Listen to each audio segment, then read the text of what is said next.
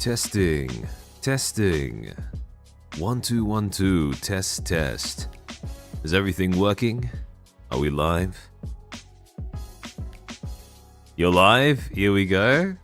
It's on time. It's ads.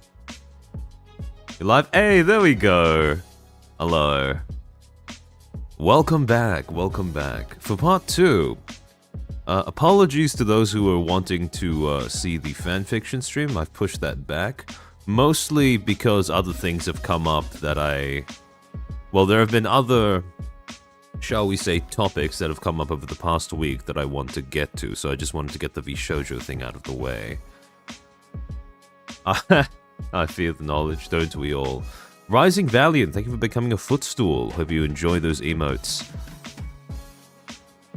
He didn't push back by an hour, he hates us. Hopefully we can go back to regularly scheduled programming. But, yeah. I love that pic. Yeah, me too, me too. Now, for obvious reasons, it's not supposed to be legal advice.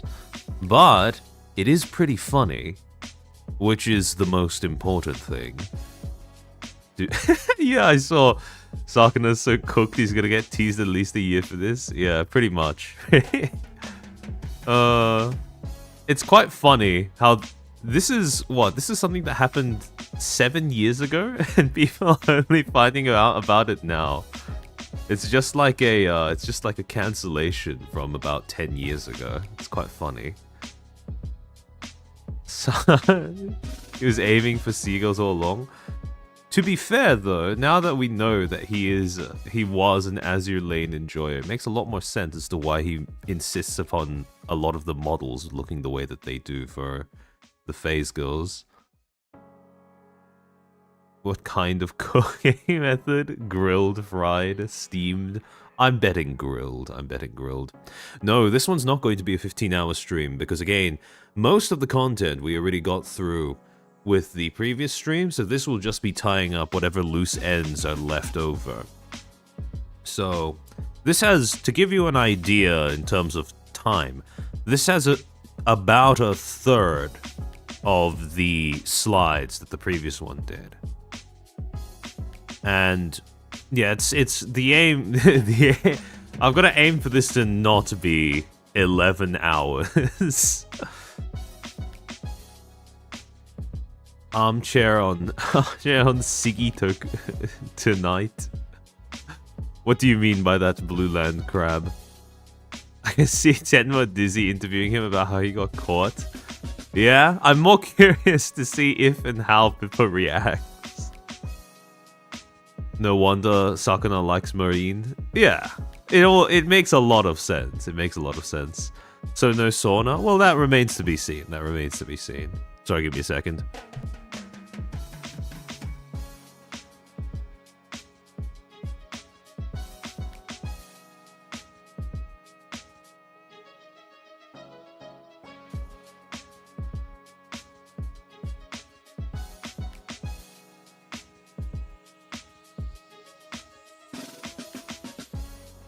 Gokbei, speaking of phase and Azure Lane, people want to debut as a ship.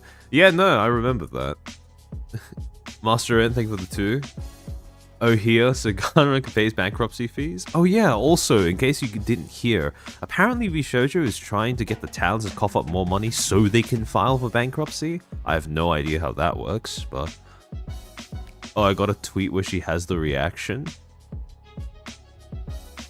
What tweet are you referring to, Zuli?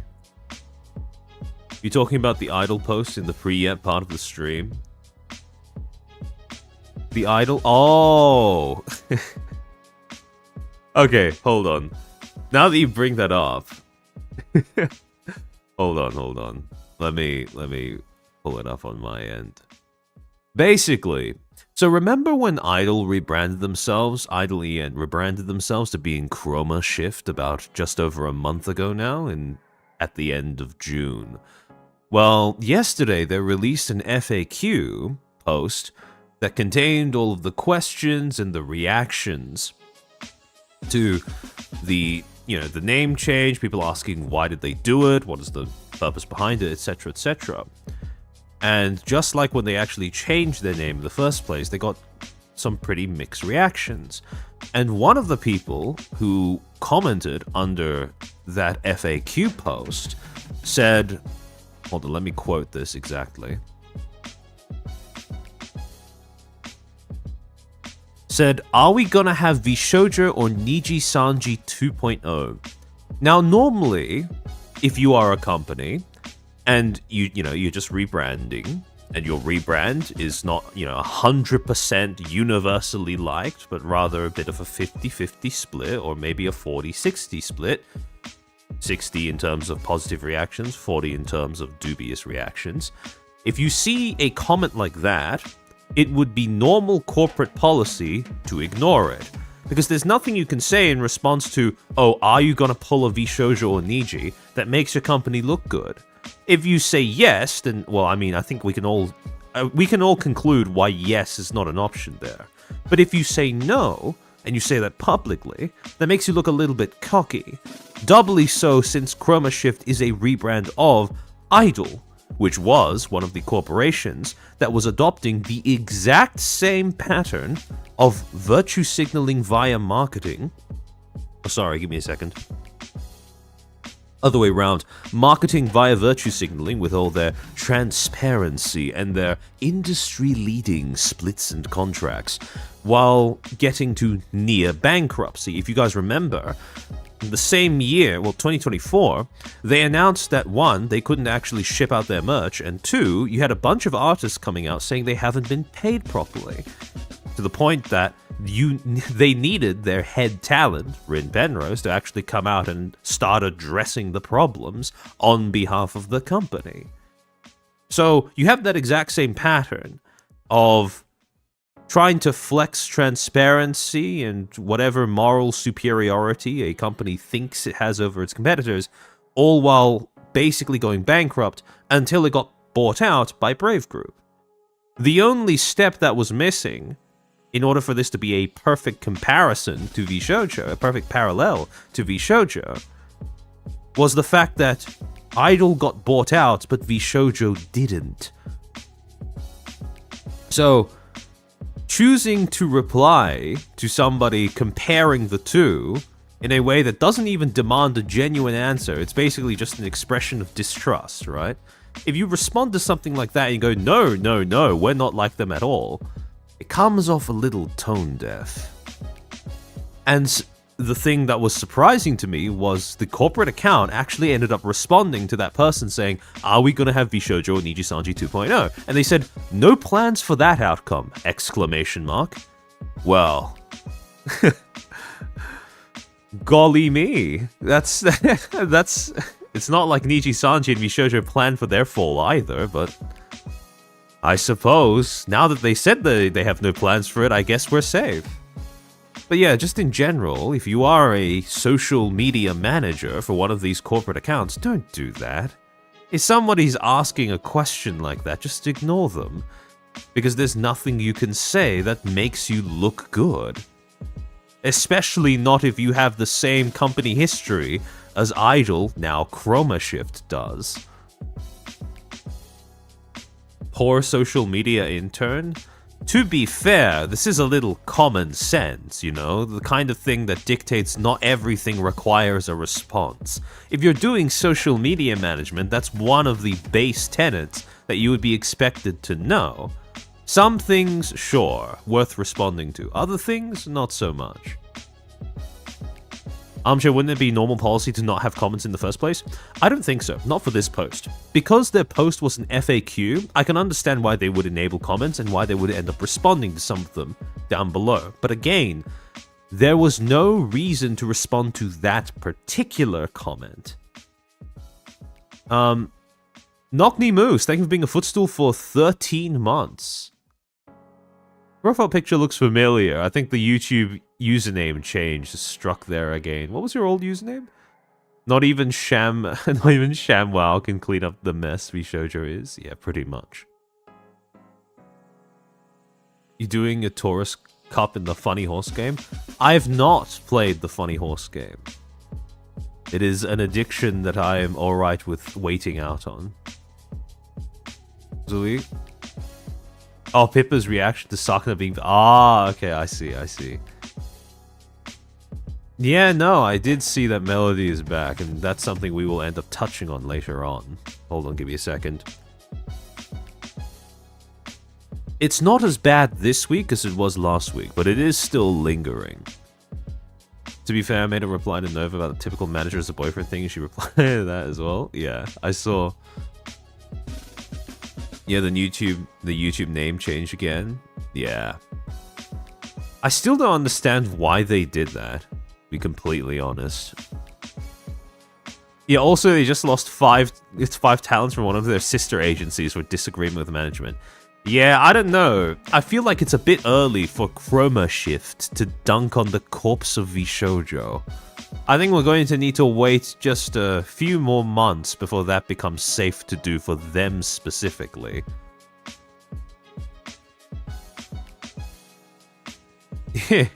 I'm loving the funny horse game, and this Taurus Cup is showing me how bad I am in it. I feel like a lot of people are getting that revelation as of late. Probably gonna have to have our mods work overtime. Yeah. I miss when Walkter was the singular worst case.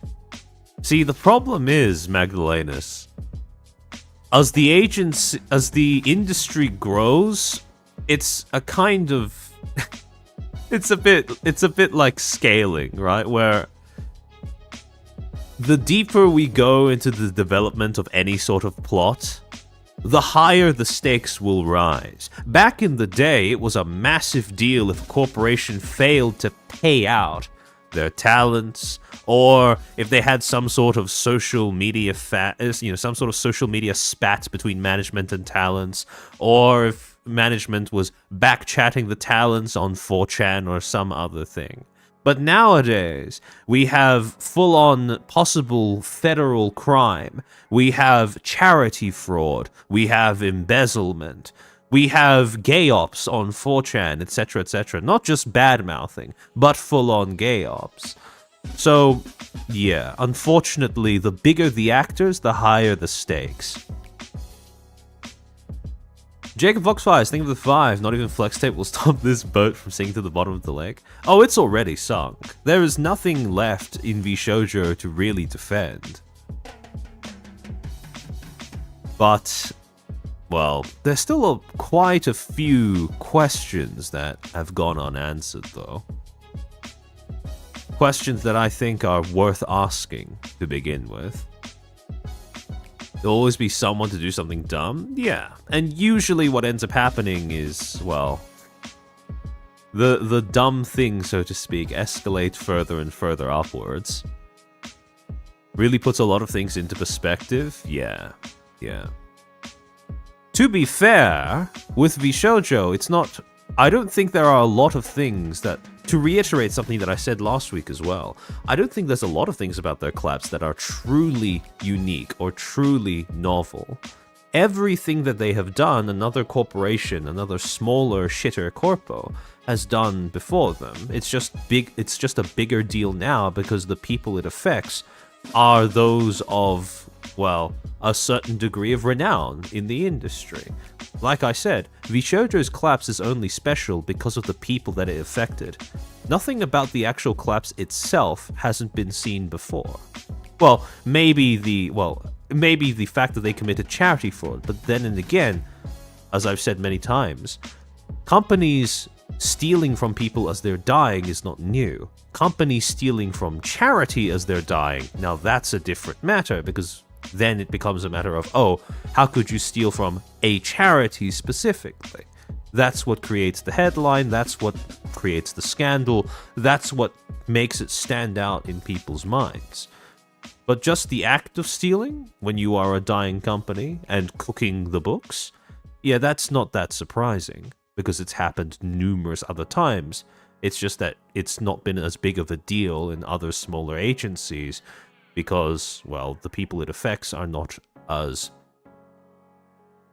shall we say, well, they're not as famous, to put it very bluntly. Caught me by surprise, but I'm not going to but I'm not gonna lie, you did call it. Yeah. Again, no one called just how bad it was going to get, but I think that there were a decent number of people that were capable of standing back and saying, yeah, something's not right. And I think that it's important to be able to really hammer that home if you want a chance at preventing the same thing happening again.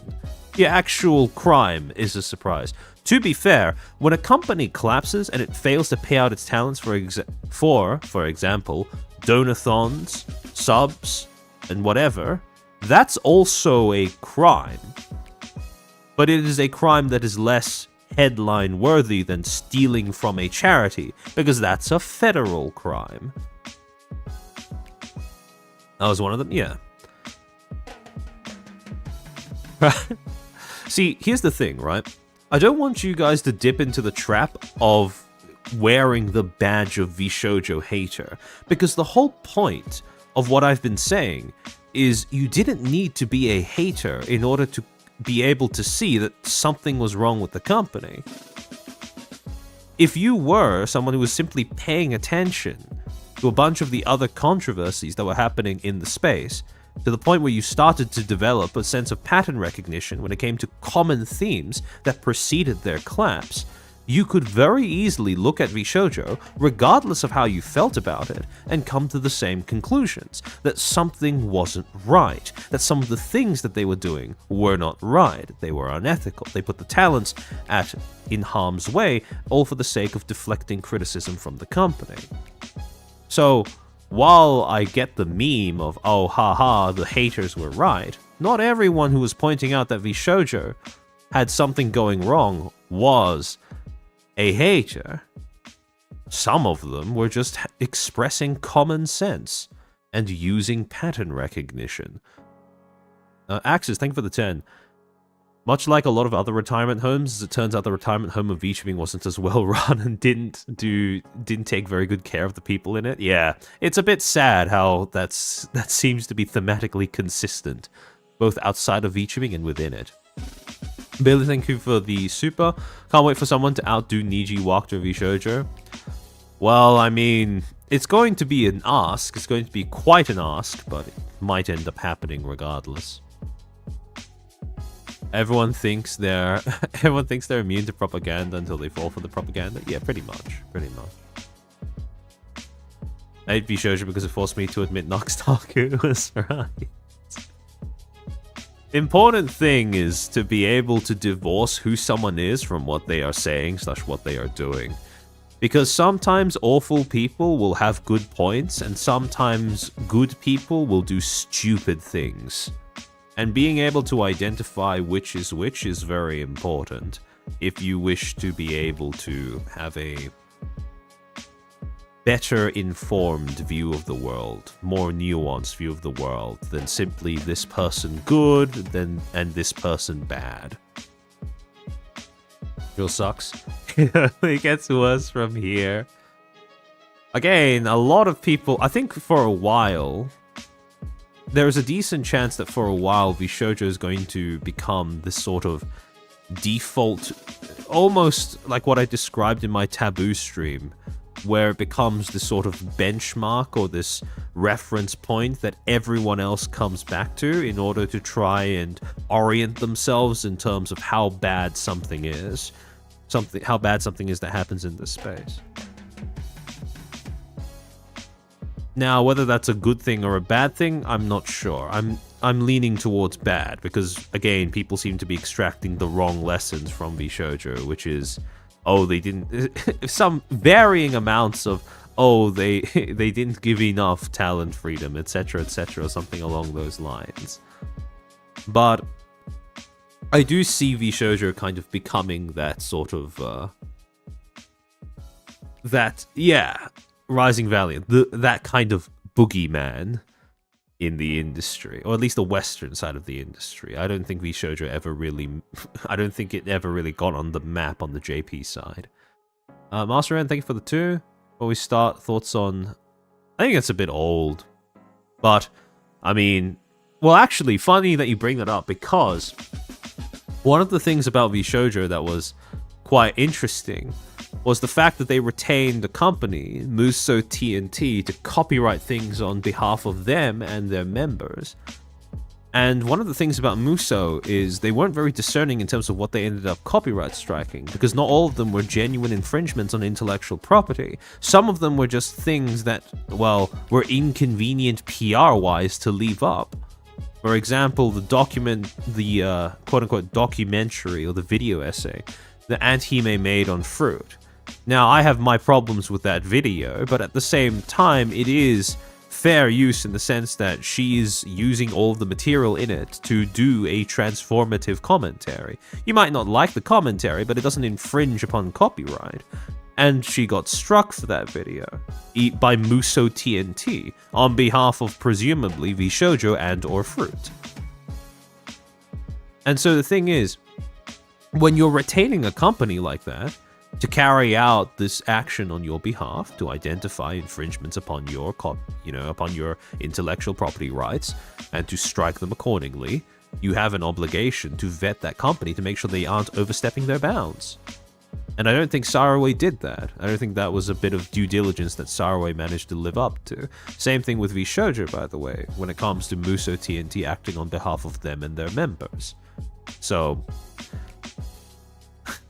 it's a big old mess. It's a big old mess. But hopefully Saraway is able to come back from this, because it really isn't too hard. Just don't retain a company that's doing that. Switch over to something else. White Rabbit, thank you for the 10 gifted memberships. Welcome to the 10 new Footstools. Hope you enjoy those emotes. But yeah, there were a lot of things that VShojo did that were a bit strange. And some of them we will be touching on in a bit. Hold on, let me switch over to the slides. There we go. All right. Axis, thank you for the 10. Honestly, at this point, I'm convinced that HoloLive has ninjas that sabotage other companies. See, that's the funny thing, because VShojo did actually have ninjas. It's just that they were 4chan ninjas. Every time they have a few graduations, some other group or company crashes out. But yeah, no, I mean, one of the questions that have been left over from what they said about the actions of the COO at the company in her whole expose that she posted on July 25th is how many of the Doom posters that were going on and on and on about how HoloLive was collapsing on 4chan were either actual C-suite from VShojo or people that they paid in order to Doom post about other companies. It's kind of crazy to think about. But in any case, as per usual, when doing a stream of this nature, few disclaimers.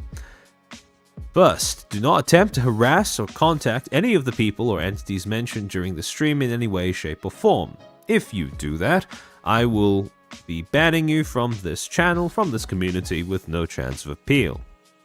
Second, all text, videos, and images shown during this stream are included for the purposes of critique and or commentary and are thus protected under fair use. I should probably correct that typo while I'm here. All information / material shown over the course of this stream was also posted and or remains publicly available / traceable. There is nothing I've included in these slides that has not already been publicly posted by somebody else, often a primary source close to the subject that I am discussing. Fourth, all the dates may be affected by time zones. I've tried to correct for when the events that I'm going to be talking about occurred relative to the time zone in which they happened, but I might miss a few dates here and there that might be off by about 1 day or so. And finally, I'll be narrating everything on screen, well, pretty much everything on screen, so don't worry if you aren't looking at the screen or if you're just listening to this. I will do my best to accommodate you, but even if I don't, and even if something is left on screen that I haven't read out, don't worry, because as with all of my prior streams, I'll be including the slides to this stream in my personal Patreon, link in description. Sign up as a free member, don't even need to pay any money, and you'll be able to access the slides for this stream and every other stream that I've ever done, every stream that I ever will do, so that you can read them in your own time or download them accordingly. Magdalene's, thank you for the 2. Hollow seems blessed, dodged the Gal Groomer bullet. Yeah.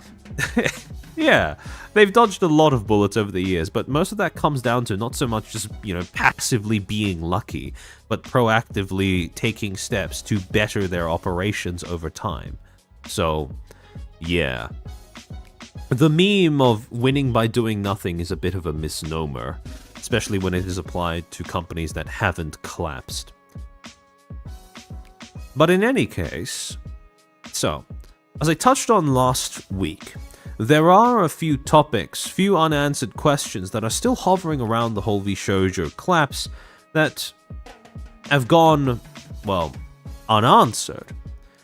And when you start considering what the, when you start considering how quiet people have been about some of the things surrounding the collapse, for example, how many people knew, who was involved, etc., how many people who are saying, I had no idea this is happening, might actually have a bit more idea that it was happening as it happened.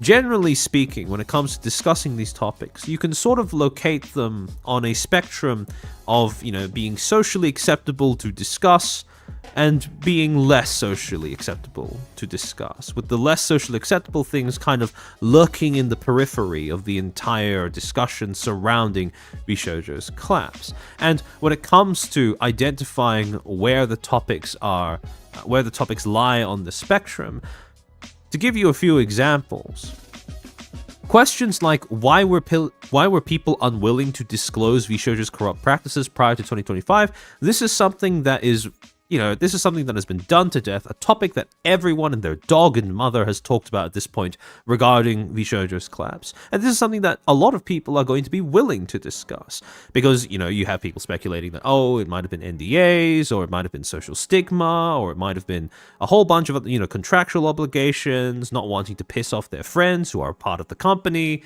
All of these reasons, everyone has been more than willing to discuss and more than forthcoming to articulate.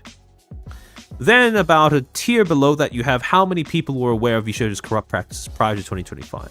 Again, not as popular a talking point, but still something that people are willing to talk about, because the whole question of how many people were aware prior to Iron Mouse nuking the company, that is a very relevant question to actually discerning how it was that VShojo managed to get away with what they were doing for so long. It's a very pertinent question just from the perspective of public interest. Because if you have a company that was doing things that was as bad as what VShojo was doing, stealing from talents over the course of almost a year from what we've been told, at least almost a year from what we've been told, stealing from charity as well, and engaging in all of these practices to try and hush up people about their malpractice, such as what they did to Niano, Silvervale, and Vebe.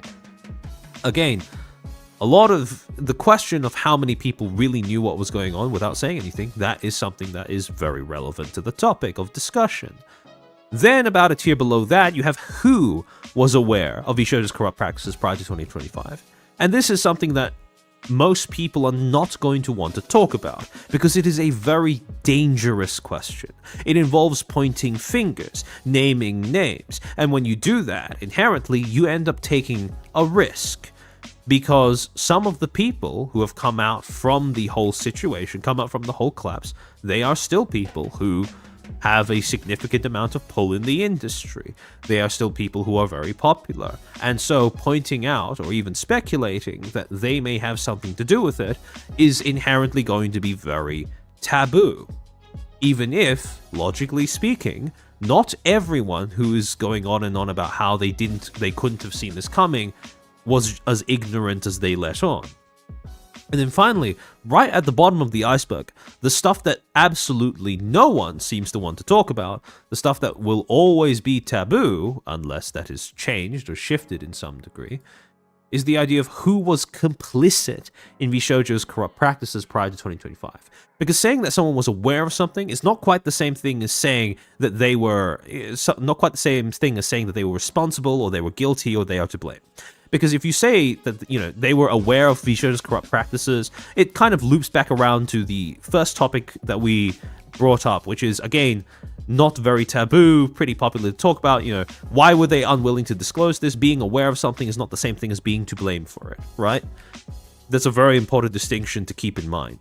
But then, right at the bottom, when you say that someone is complicit in something, when you speculate that someone is complicit in something, you don't have that same barrier of, I suppose, social acceptability. If you say that someone is aware of something, there's still room for them to be the good guy. But if you say that someone is complicit in something, that's when there's no turning back from that accusation. Because that is a very weighty accusation. In order to be viewed as complicit in it, you would have to not only be in a position where you know what is going on, but also be in a position where you could have done something to stop it, but you didn't. So it all comes down to how much of a hand did you have in creating the circumstances that led to this company's collapse, and how much of a hand did you have in creating the circumstances that led to all of the talents in the company, all of the staff in the company, well, most of the staff in the company, getting screwed over in the manner that they did. And for that,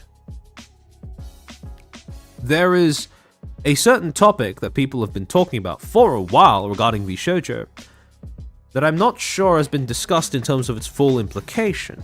And that problem is VShojo's nepotistic hiring practices. Now, usually when people talk about, VShojo's nepotism problem, especially, 2024 and prior, they usually talked about it in reference to the way that VShojo onboarded talents, the way that VShojo recruited talents. And they were perfectly fair to call that out, because after all, we did end up finding out that yes, they did engage in nepotistic hiring practices when it came to recruiting their talents. But here's the thing. When people talk about nepotism in VShojo's hiring process, what is to say that it is purely restricted to the way that they onboard talents? What if the nepotism, or the whole process of onboarding people and or projects based off of connections rather than profitability, rather than merit, is something that affects other aspects of the company's operation as well? Because I have a hard time believing, personally, that if a company is willing to engage in this kind of nepotism and cover it up to the point that they would send people hush money to try and keep the lid on it, I have a hard time believing that it would just be for one aspect of their operations. Because I can very easily see it leaking over to other aspects of VShojo's operations as a company. For example, just off the top of my head, their business deals, the projects that they engaged in an effort to make money. And turns out there might be a little bit more bones to that particular bit of speculation, might be a bit more meat on the bones of that particular speculation than at first glance. Because remember, in July 25th, right, when Giga reacted to Gunrun's statement on stream, as clipped in this video, Giga responds to VShojo Gunrun's apology by, hold on, let me just enlarge in that so I can read out the name properly, Tatsubaki-san, clip by Tatsubaki-san. If you go to 9 minutes 17, she says something quite specific about the way that the company was trying to make money. Hold on, before I get to that, Zodakun, thank you for the super. Everyone has a skeleton in their closet. It's just a matter of time until someone found them. VShojo has a lot of skeletons in its closet. So she starts reading out the portion of Gunrun's statement that says, quote, "Despite all of our efforts, the business failed to generate the revenue we needed to sustain that model, and eventually we ran out of money," end quote. So then, Giga, in response to that segment out of Gunrun's statement that was posted onto VShojo's official Twitter, she says, quote, "Yeah, this is true. Their efforts were efforts in the wrong direction. I think they had some times where they were trying new things that would maybe make money. I pointed out multiple times how those weren't going to work. I didn't think they were going to work. I thought they were kind of dead in the water, and they still spent money on them, worked on them. And I said, I don't see the point." And then they would like drop the ideas or realize they have to pivot or it wouldn't work out. And then I was like, okay, well, we already spent the money on it, right? And so you have, from what this sounds like, you have VShojo running around spending money on a bunch of things that they hope will turn a profit, but seem to be quite, well, outwardly seem to be quite poor investments. If someone like Giga's walking in and saying, yeah, I don't really see how this is supposed to turn around for the betterment of the company. When you have a talent telling you this, I think the things that you're spending money on aren't going to help us. And you are as far in the hole in terms of debt as VShojo is, probably a pretty big red flag. But then that leaves a question, which is, what were the quote-unquote new things that VShojo was sinking resources into? Because $11 million does not just appear overnight. Yes, a huge amount of that probably went to the salaries of staff, from what Giga said, good deal of which, significant minority, probably wasn't worth their pay. But there were other things as well that VShojo was presumably spending money on. So the question is, what were those things? What were the things that they were sinking resources into in the hopes of turning a profit that never ended up materializing? Now, one of the things that some of you guys, I can see that you're pointing out in chat, were the advertisements that they put up in Japan. Because yes, I think we can all guess as to how effective those were. But those weren't the only things. And in order to get an idea of what are the possible things that VShojo might have and or did end up investing resources into, the kind of projects, the kind of new things that they wanted to get in on, to get an idea as to where we could start, we need to go back to 2022, specifically March 16th of 2022. When VShojo would formally announce that they had managed to secure that $11 million in funding. Yeah, Azahara, con appearances would also be part of that. But there were other things as well. Con appearances and paying useless staff does not account for all of that money suddenly being gone, right? And so when you look at some of the headlines that came out around this time about how VShojo had managed to secure $11 million investment from 3 venture capital firms, Green Bay Ventures, Anthos Capital, and GFR Fund. Few things start sticking out to you when you go through these articles. For example, Tube Filter, VShojo worked with Iron Mouse and other popular VTubers and just secured $11 million in funding. The Hollywood Reporter, VShojo, talent agency focused on avatar live streaming, raises $11 million. The funding will be directed towards supporting new technology, merchandise, content creation, and presence at events such as major conventions in the gaming and anime scene. So that's the bit that you brought up, right? You brought up Azahara, the con appearances. And finally, Esports. VShojo raises $11 million in investment round to grow the VTuber community. A leading VTuber company is using this investment to explore new areas and improve its content. I mean, I could see how paying staff in California wages would deplete those $11 million in a few years. Yes, but again, that probably wasn't the only thing that VShojo was sinking money into with no good reason. And where I'm going with this is, when you actually start reading through these articles, there is one line that keeps recurring between all of them.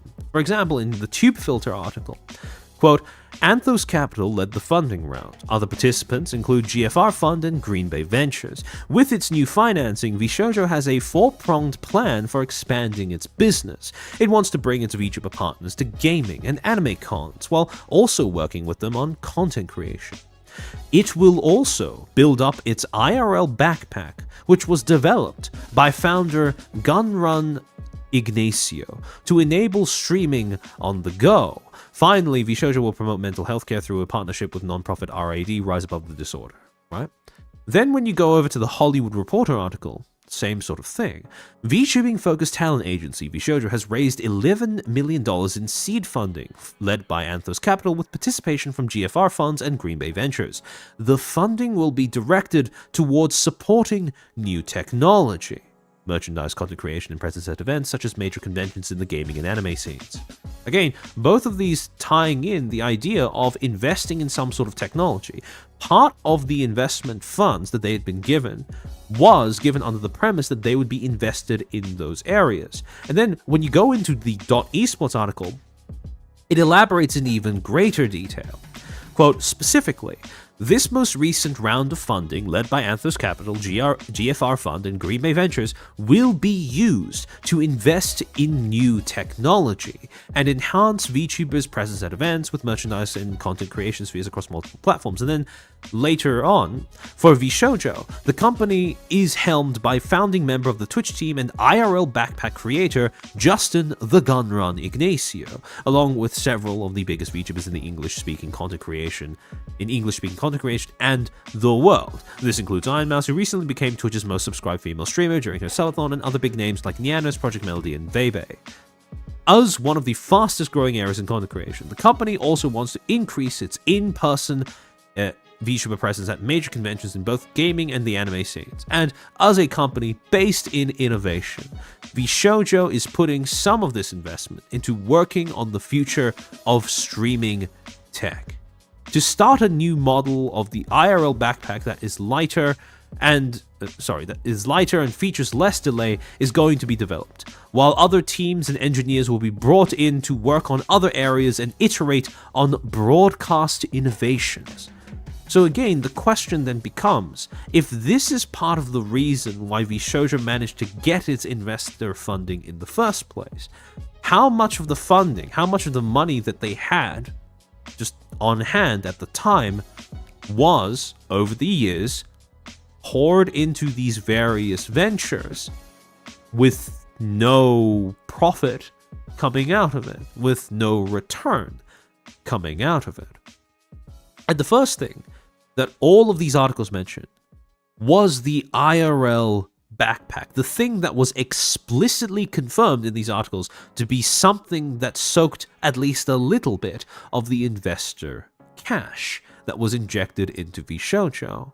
And for that, when they keep coming back to Gunrun's role, his reputation for pioneering the IRL backpacks, the IRL streaming backpacks, we need to go back to August 16th of 2018, when a company by the name of Unlimited IRL LLC was formally registered in the state of California. Now, this was a company that, according to a later article that would be published in 2023 by Sports Video Group News, titled A Look Back at the IRL Backpack Inspired by Live View Solo, this was a company that was supposedly co-founded between two people, a person by the name of Taylor Webb and a friend by the name of Gunrun Ignacio.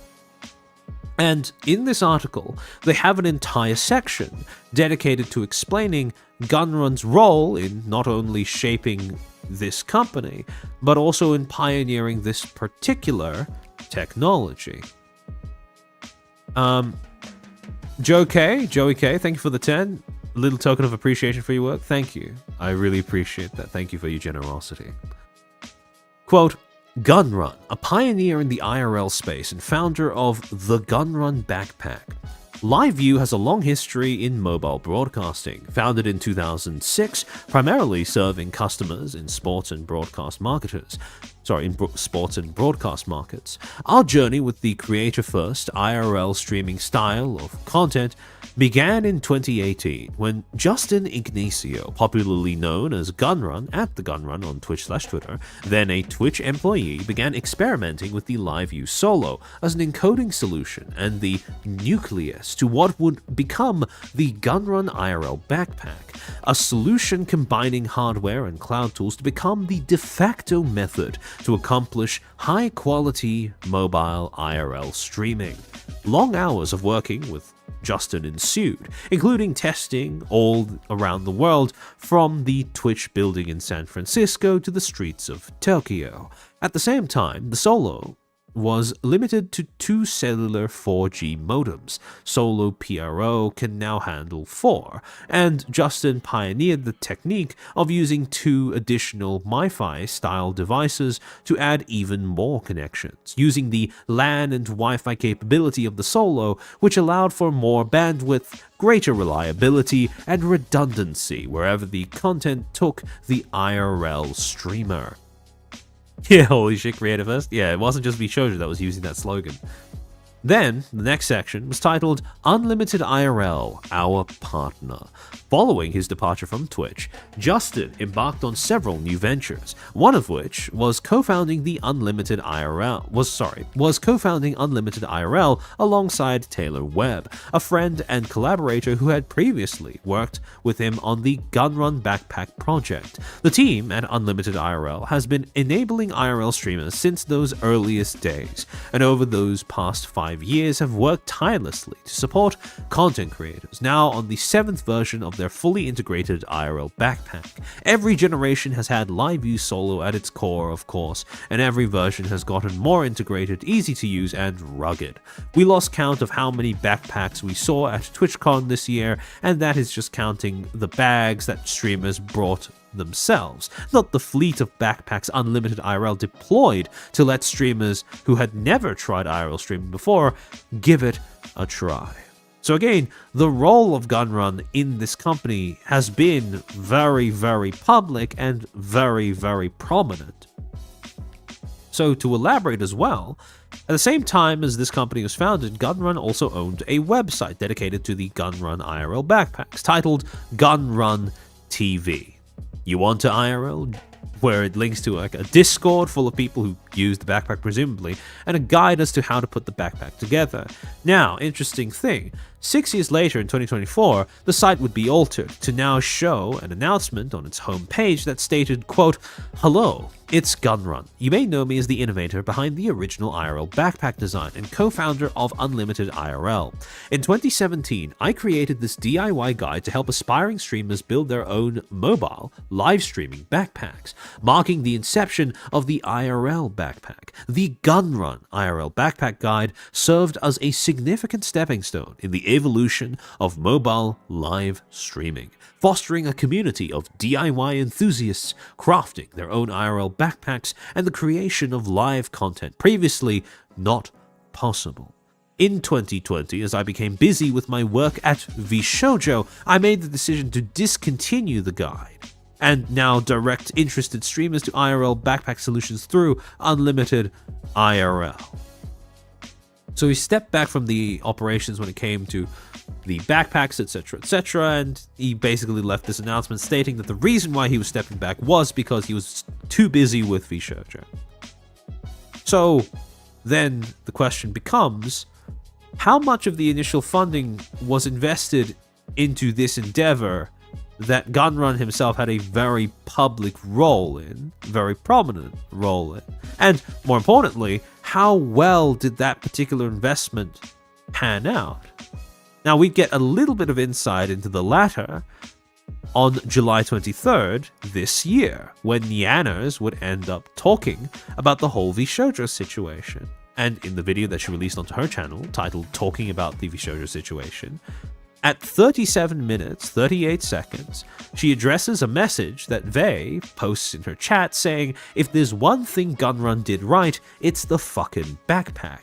To which Nyanners responds by saying, quote, "I have a lot to say about that.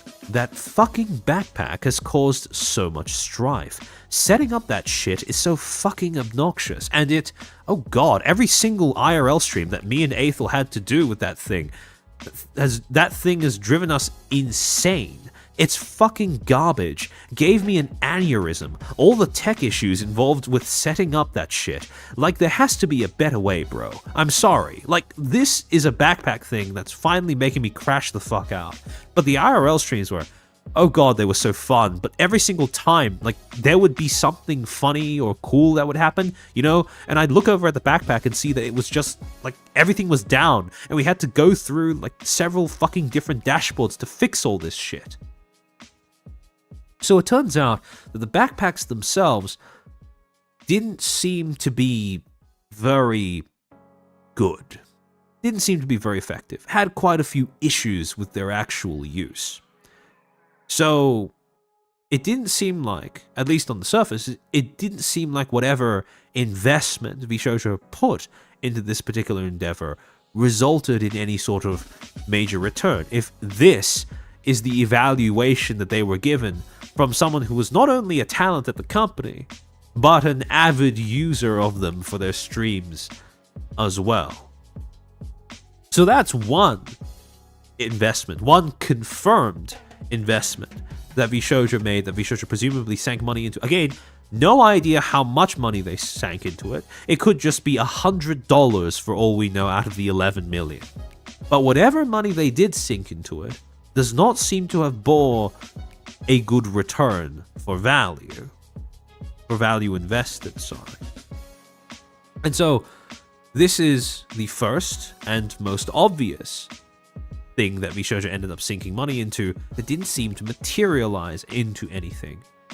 But then, the question becomes, this couldn't have been the only thing that they invested in, because the articles said, and again, remember, the articles are usually written on the basis of a press release that VShojo themselves composed and then passed on to these publications.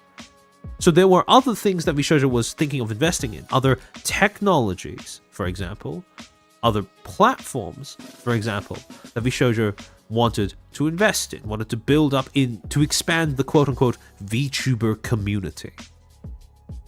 Fable Monica's welcome to the stream. And so, the question that becomes, what were those other things? What could have been some of the other things that VShojo was involved in and may have even sunk money into that didn't result in anything? And, funnily enough, when all of this stuff was going down in July of 2025, there were a whole bunch of people who wanted to speak up on Twitter to give their 2 cents about, what was going on. One of those people was a user by the name of E.Jekin. Sorry, give me a second.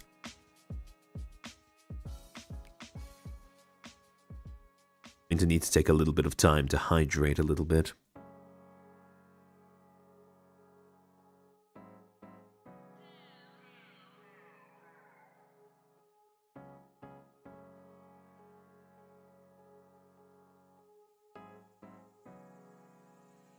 Aura Ether Blade Sigma. Nice name. Thank you for the 2. What a Thief, also going to be working for another hour. Thank you for the super. Zodikun, thank you for being a Footstool for 7 months. Just look at his smile, the way he can do no wrong. Amen, brother. Hold on, give me a second.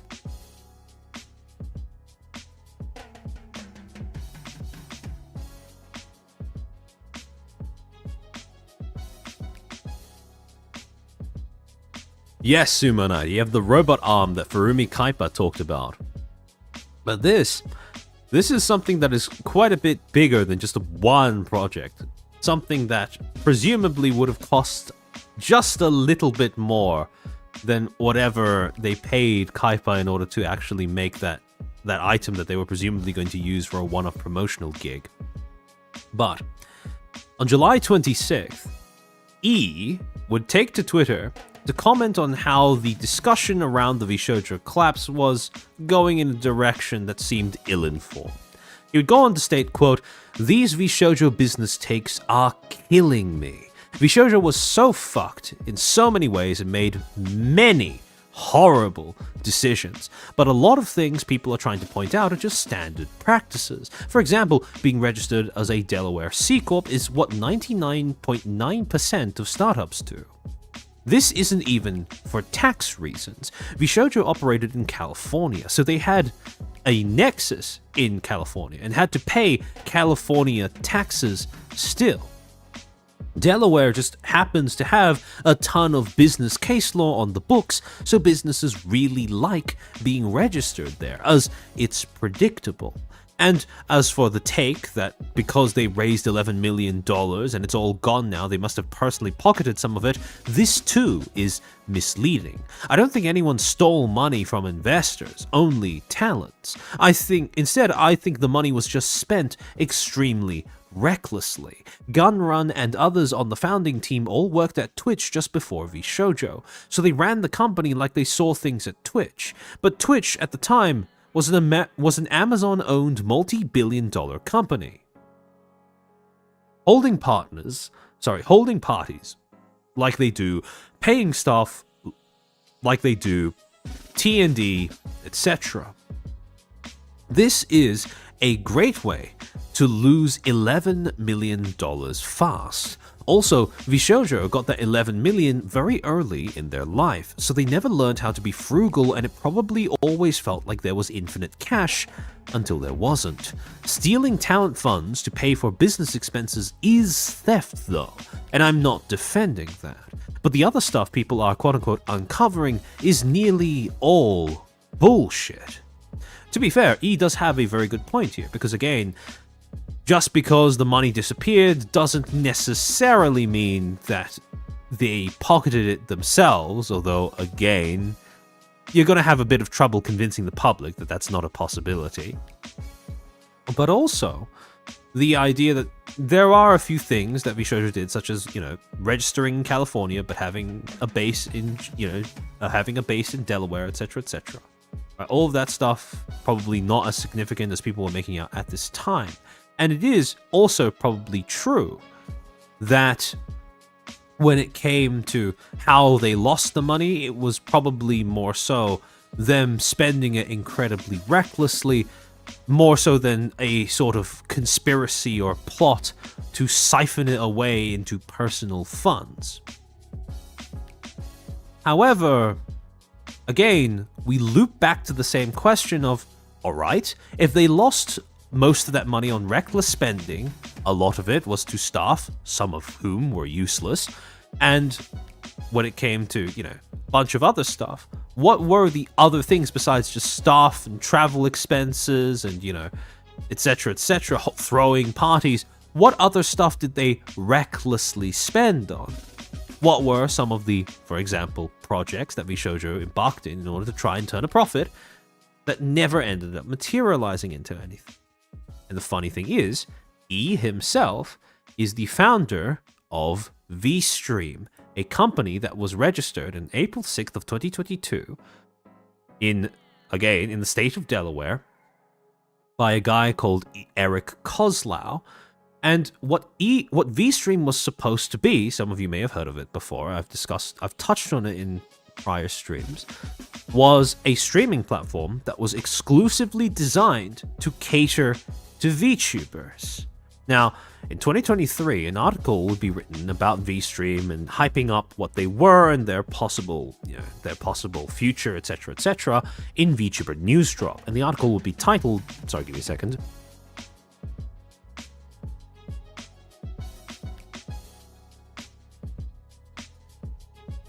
The article would be titled, Vstream promises VTubers, quote, the future of virtual streaming, end quote. How does it stack up? Vstream's founders say it isn't just another Twitch or YouTube competitor, but can be the VTuber community. Sorry.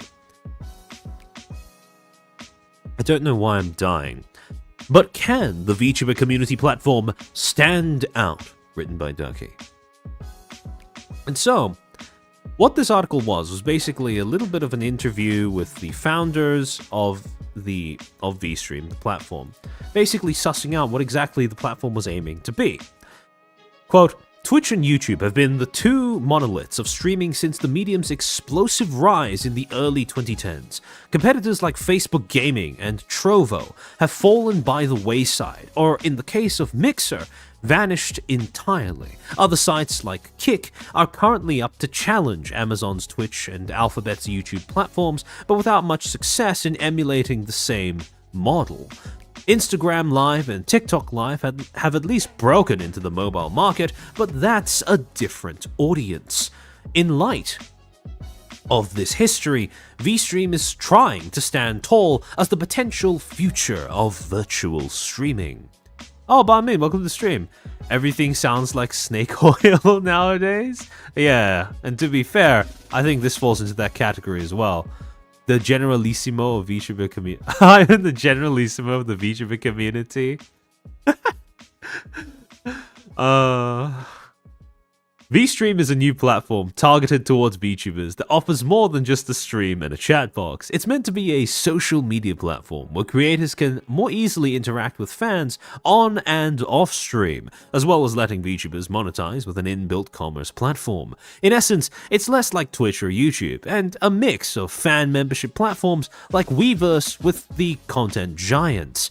Vstream has Silicon Valley backing. The site raised $3.6 million initially at a seed stage and is looking at a proper Series A funding round in early 2024. Now, again, a platform that is a streaming platform that mixes a commerce platform and also being a social media platform, that sounds like a brilliant idea. Question is, does it work? And as we go further on in the article, they'd start going through some reasons as to why the founders thought it might. Vstream is slowly building relationships with talent agencies, big and small, to stream and host content on the budding site. The roadmap also highlights a number of accessibility features being worked on, various monetization strategies, including a quote-unquote marketplace for commissions. Wow, it was supposed to be Twitch and VGen all rolled into one, and native mobile applications. Sorry, give me a second.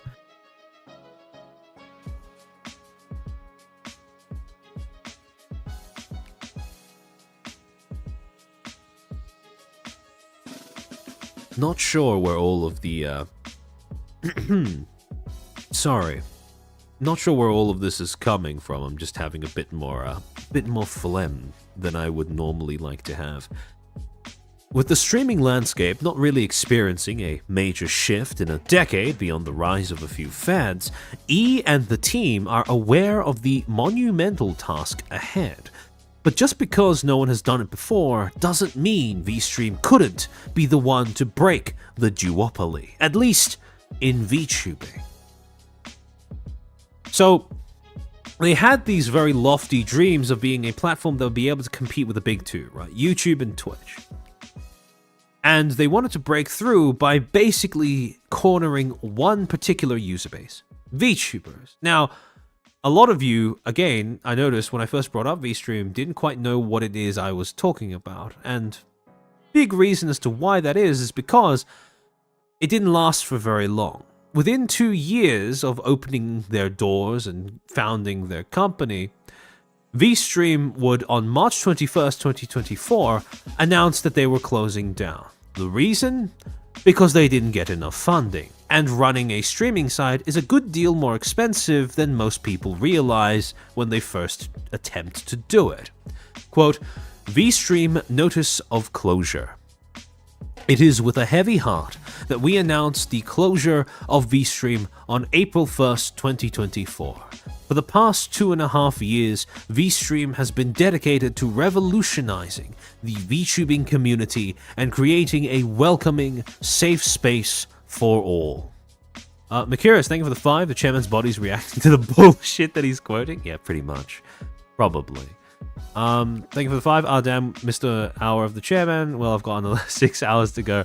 Again, I don't know if it's going to last for that long, but we still have a little bit to get through.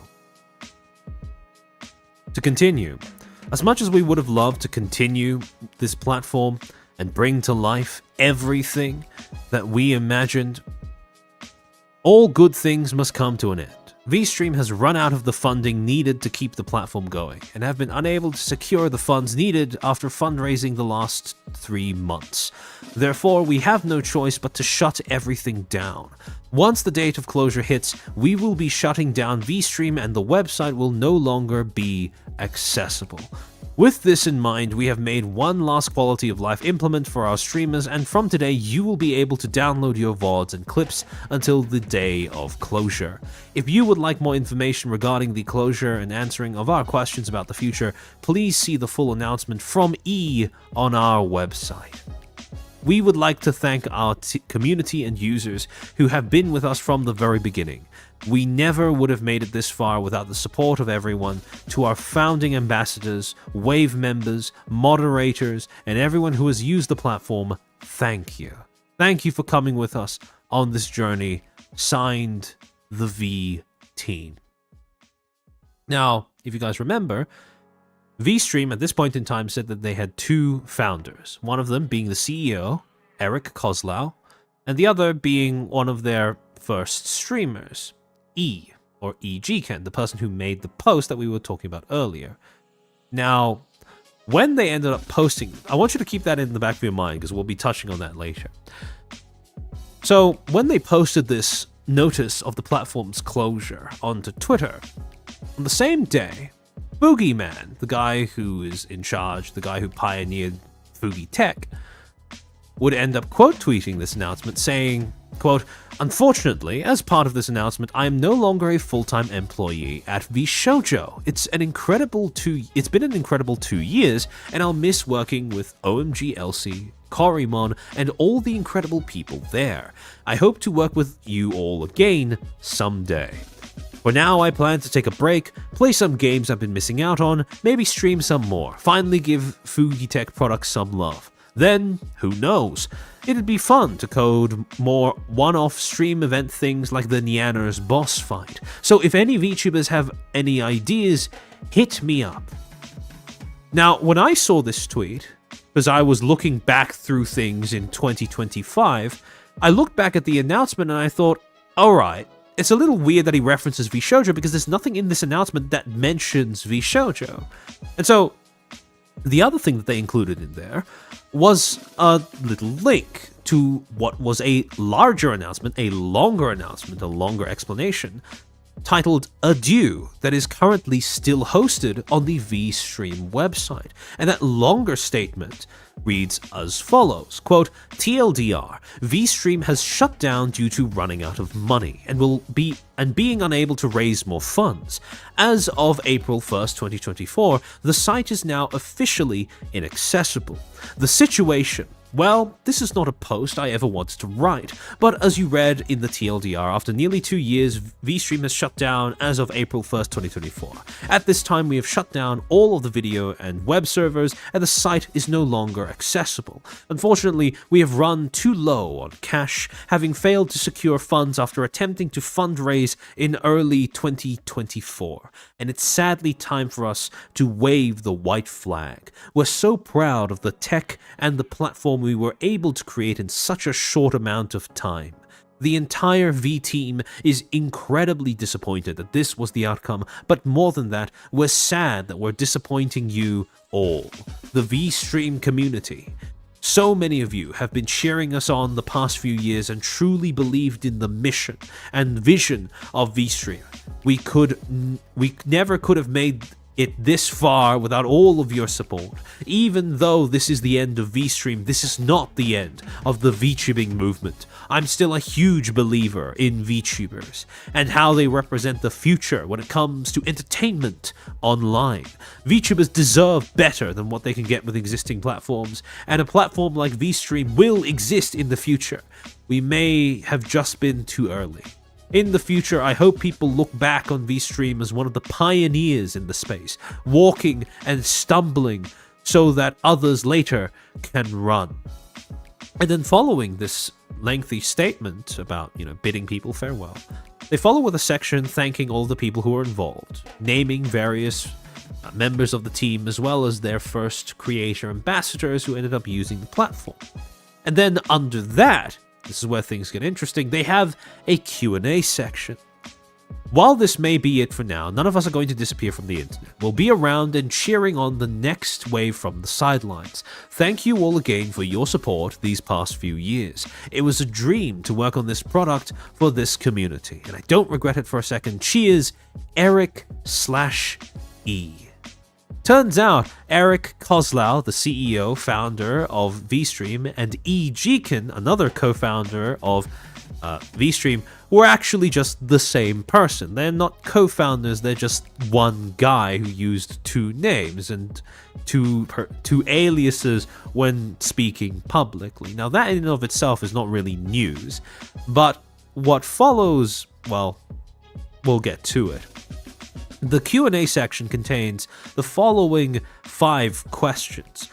First, I'm a fan that had subscriptions to creators. How do I cancel them all now that the site is shut down?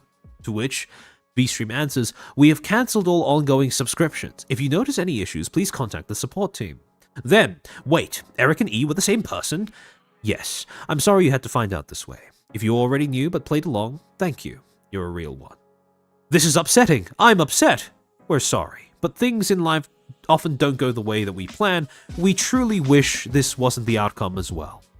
I'm not upset. Vstream was dumb. Okay, I feel like we're getting away from the whole questions and answers thing. I'm sorry we didn't get a chance to prove you wrong. And finally, what's going to happen to the Discord server? The Vstream Discord server has been a place to come together and discuss all things Vstream for the past 2 years. That said, without Vstream, there doesn't seem like a good reason to keep it around. We'll keep it going for another month, but we're planning on shutting it down May 1st. Again, a little weird, because when you read through this entire statement that's currently hosted on their website, you can go verify it for yourself, just to make sure I'm not, just talking out of my ass. When you read through this entire statement, there is still no mention of VShojo. So why did Fugi Man bring it up in his quote tweet? Turns out, this was not the first version of the statement bidding goodbye to the people involved in Vstream. And the first version of the statement is still up, but only on archives. So this is the way that it looks in 2025. But if you go back, using the Wayback Machine, to the way that it looked on March 21st, 2024, few things are a little different about the way that that reads. Now, the first little bit of difference is in the opening, where instead of saying adieu TLDR, VShojo is shut down, it now says in future tense, Vstream is shutting down April 1st, 2024 at midnight PT due to running out of money and being unable to raise more funds. Please download any data you've uploaded to the platform before then, as the site will no longer be accessible after that time. But that's not the only difference, because the other thing is they have more than just those questions, those 5 questions that you can currently see on the Q&A section if you go to the Vstream website, or what's left of it. They still have that question about, I'm a fan that has subscriptions to creators, what happens when, how do I cancel them all, etc., etc., and they answer it accordingly.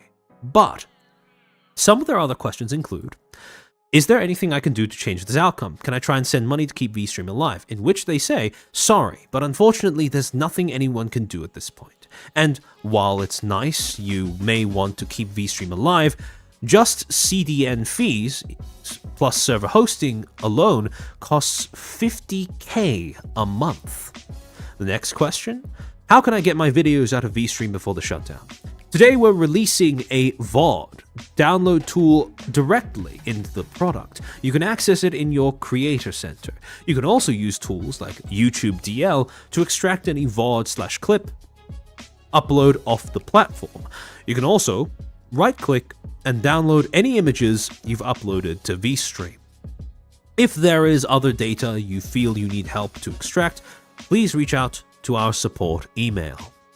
Then, I'm a creator that has balance under the payout threshold. How do I get access to those funds?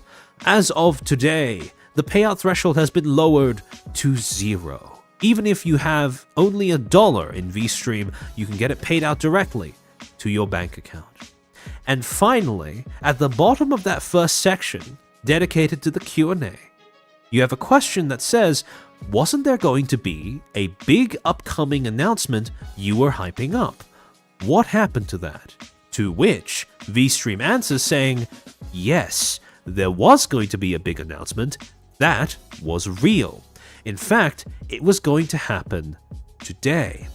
For the past 5 months, Vstream has been partnering with VShojo to create a social media site for VTubers.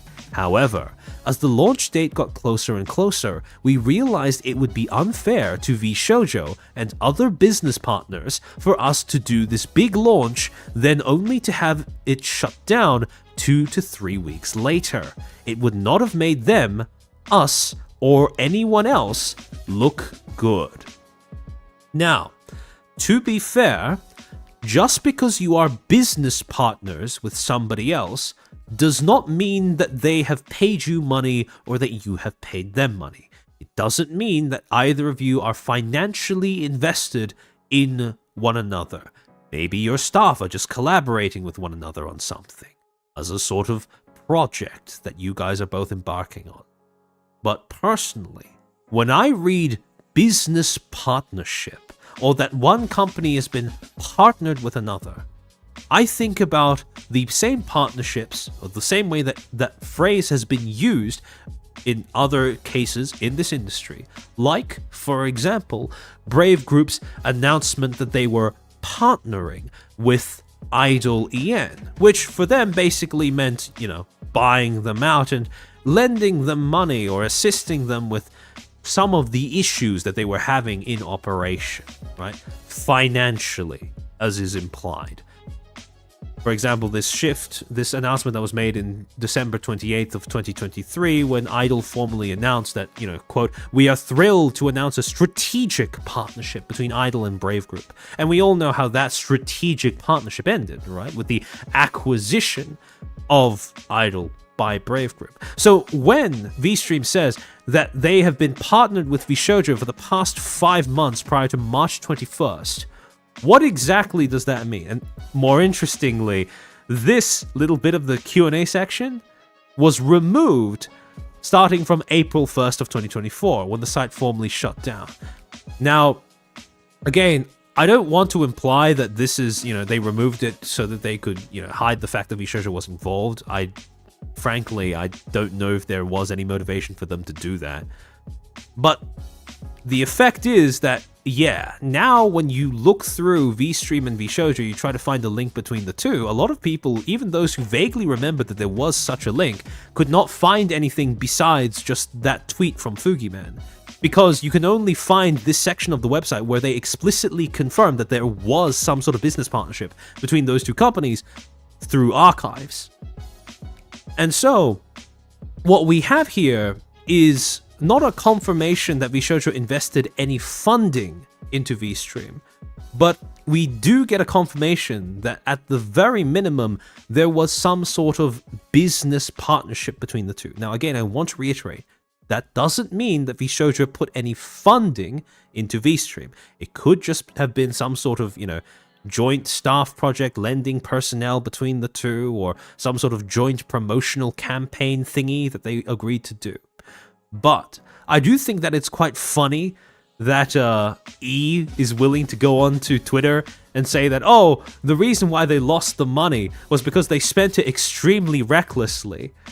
While at the same time, one of the things that VShojo presumably recklessly spent its resources on was a streaming platform, the streaming platform that E himself founded, that failed within 2 years.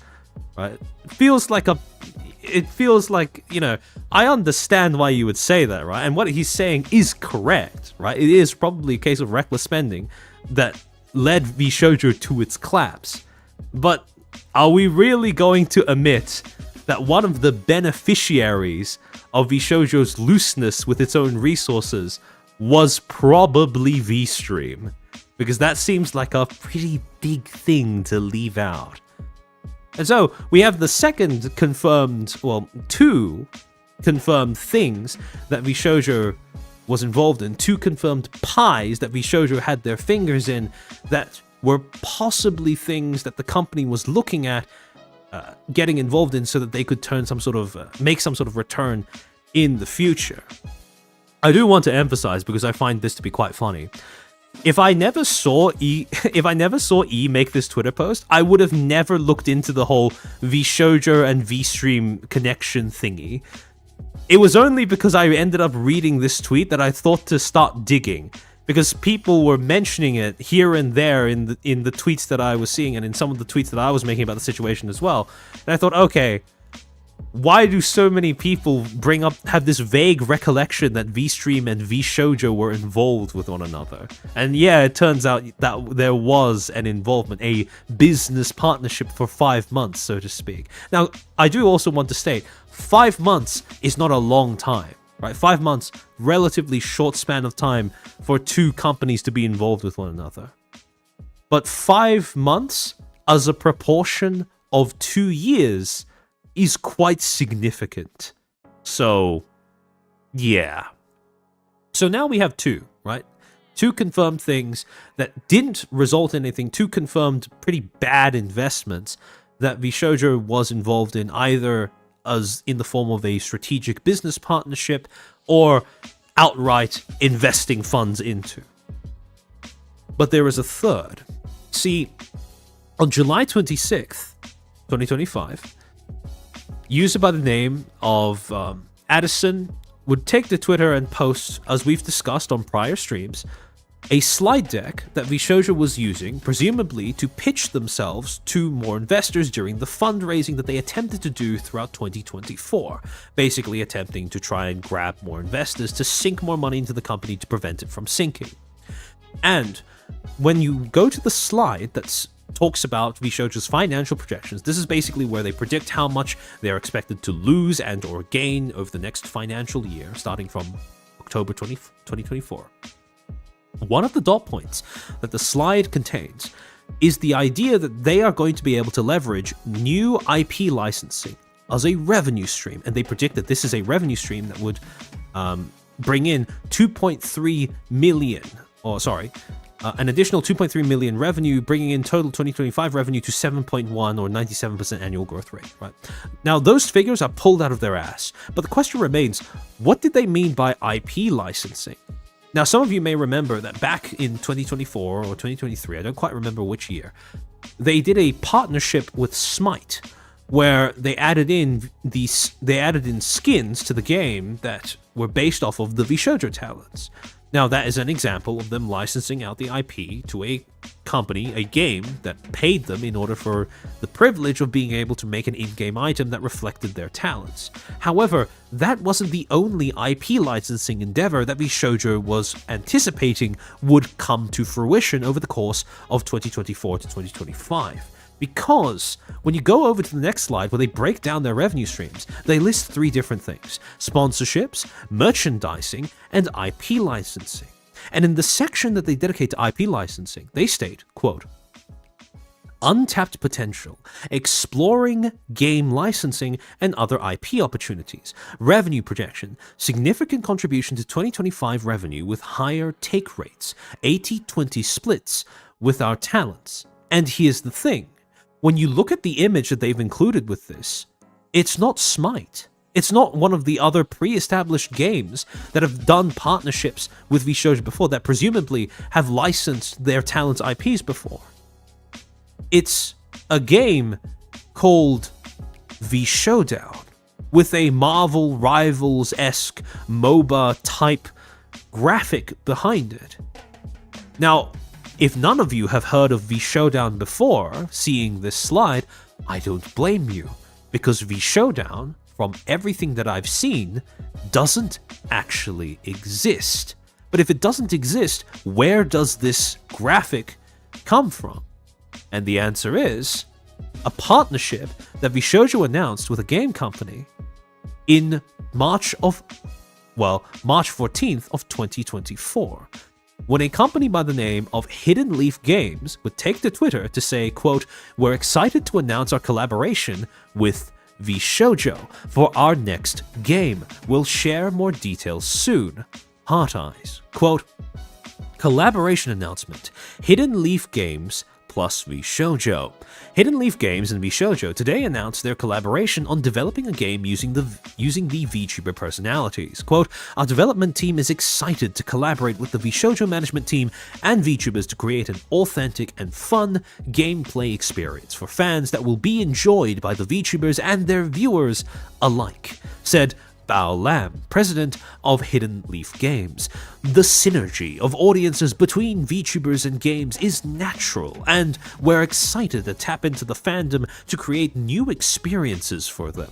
As a lifelong anime fan, working together with the VShojo team has been a fun and collaborative process. Hidden Leaf Games' partnership with VShojo paints an incredible opportunity for the creator space. VTubers have so much potential to express themselves, so being able to build a game with our creators is an exciting opportunity for VShojo and our community, added Justin Ignacio, CEO of VShojo. Dude, this screams money hemorrhage? Yeah, it does. See, here's the tricky part though, because this is a game that, even though they announced collaboration does not mean that they have commenced development, right? This is a game that quite possibly never entered development, and just saying that you have a collaboration between the two does not actually mean that either one has sunk money into the other. And usually, when a game licenses the IP of a company, right? A company's IPs, it's them paying the company for the privilege of licensing their IP. However, since this is a game that was being based off of VShojo entirely from the ground up, and since this is a collaboration between the two rather than a straightforward, just a straightforward Hidden Leaf licensing a VShojo IP or whatever, then it becomes a little bit more murky and confusing as to what VShojo's role in this collaboration would be. Would they provide funding for, getting the game off of the ground, getting development, jump-starting development? Would they be in charge of providing resources in order to market the game, etc., etc.? And some of these questions would be touched on in some of the articles that were written about this partnership around the same time. One of these articles being published in Silconera, titled Hidden Leaf Games is working on a VShojo game. Quote, Hidden Leaf Games announced that it is developing a VShojo game. You can read the full statement on Hidden Leaf Games' official Twitter account. According to the announcement, the VShojo game will feature personalities and VTubers as playable characters. Bao Lam, who is the president of Hidden Leaf Games, said that the game will appeal to fans of the VTubers, as well as the VTubers themselves. It will be an quote-unquote authentic and fun gameplay experience, and the company is excited to create new experiences for VShojo's existing audience. Justin Ignacio, the CEO of VShojo, stated that this is an incredible opportunity for VTubers to express themselves through a game, and the two companies will work closely together on the project. See, that language seems to imply that they're not just going to be licensing out their IP to Hidden Leaf Games, but more so this is going to be something that both companies are going to be sinking resources into in order to collaborate on its creation. Master and think about the two. VShojo wanted Overwatch, but it became Concord. I don't think it even got that far, because here's the thing about Hidden Leaf Games, and here's the thing that makes their partnership with VShojo especially odd. Specifically, the thing that makes VShojo's selection of Hidden Leaf Games especially odd. Because the problem with choosing Hidden Leaf Games as a partner, if you wanted to create a game about your VTubers, right? If you are a VTuber company and you want to create a game about your VTubers, the weird thing about choosing Hidden Leaf Games specifically is that this is a game studio that only has one game to their resume.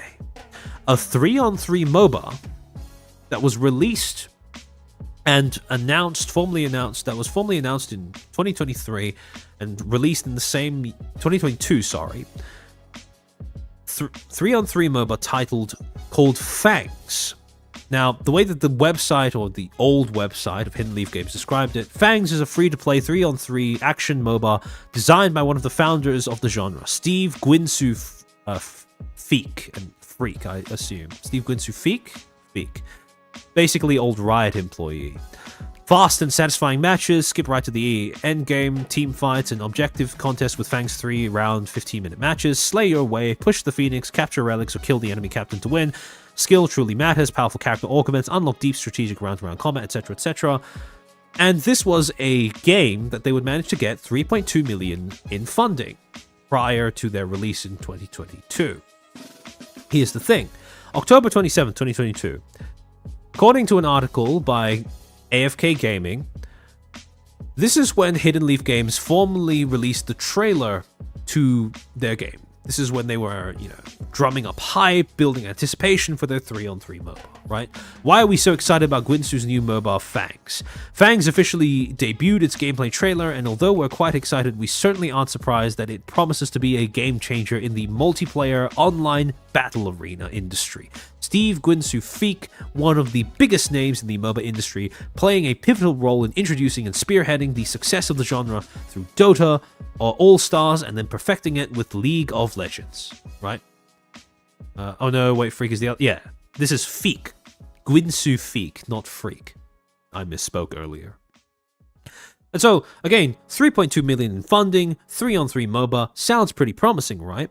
Except, just over a year later, December 6th, 2023, Hidden Leaf Games' MOBA Fangs officially announces that it's shutting down. Fangs officially debuted its gameplay trailer in October of 2022 and promised to be a game changer in the multiplayer online battle arena MOBA industry. One of the biggest names in MOBA, Steve Guinsoo-Feek, was one of the pivotal figures in introducing and spearheading the game. On 6th of December, Fang's publisher, Hidden Leaf Games, officially said, as of today, we are going to officially sunset Fangs to focus on our next title. In other words, this was a game studio, a publisher that had one title to their name, a title that had $3.2 million backing it, and that one title took about a year to collapse. So with a resume like that, how the fuck did you select one of those? How did you select this to be your partnership when you embark on a journey to create your first ever VTuber game? And how did you find them? Why did you choose to partner with them? And what the fuck could they possibly offer in that partnership? And we would get some of the answers to that in an earlier article, that's published on March 13th by GB, titled Hidden Leaf Games and VShojo will partner on VTuber game. Quote, Hidden Leaf Games and VShojo announced they will collaborate on an upcoming VTuber game. Quote, Hidden Leaf Games was operating in secret today, and while it isn't announcing its game yet, the company said it's going to collaborate with creators, in this case VTubers or YouTube stars, who are animated characters, sometimes driven by AI. Now, instantly you can tell that whoever wrote this article is a tourist, because fuck no, AI is, well, there is one VTuber, there's one AI VTuber, pretty much. The rest are just, well, you have things like, whatever the fuck that uncanny valley AI influencer is on the Japanese side of the industry, but you have things like AI list that Captain was working on the JP side of things. But aside from those, VTuber and AI tend to not overlap that much. But to go on, Bao Lam, president of Hidden Leaf Games, talked to me about the collaboration in an interview. Quote, we're officially collaborating on a game, Lam said. We're going to be making a game which will use the VTubers in the game. It will definitely go live sometime next year. I don't think it's going live anymore, but that's just a hunch. But right now, we are just saying that we're working together. Hidden Leaf Games shared that the title will be a player versus environment co-op game, where players will be able to play as their favorite VTubers. VShojo is a talent agency for VTubers. Quote, our development team is excited to collaborate with the VShojo management team and VTubers to create an authentic and fun gameplay experience for fans that will be enjoyed by the VTubers and their viewers alike, said Lam. The synergy of audiences between VTubers and games is natural, and we're excited to tap into the fandom to create new experiences for them. As a lifelong anime fan, working together with the VShojo team has been a fun and collaborative process. Hidden Leaf Games is a venture-backed indie game studio, started in 2019 by David Lee and Lam, founded by former Riot Games and PlayerUnknown's Battlegrounds developers including Steve Guinsoo-Feek. The company released its first title, Fangs, a multiplayer online arena game brawler, in 2022. That game wasn't as successful as the company had hoped, Lam said, and now it's moving to a new plan. Quote, after we released our last game, we realized that one of the big problems was that we didn't have very good distribution channels. We didn't find a big publisher who could spend money on marketing or distribution.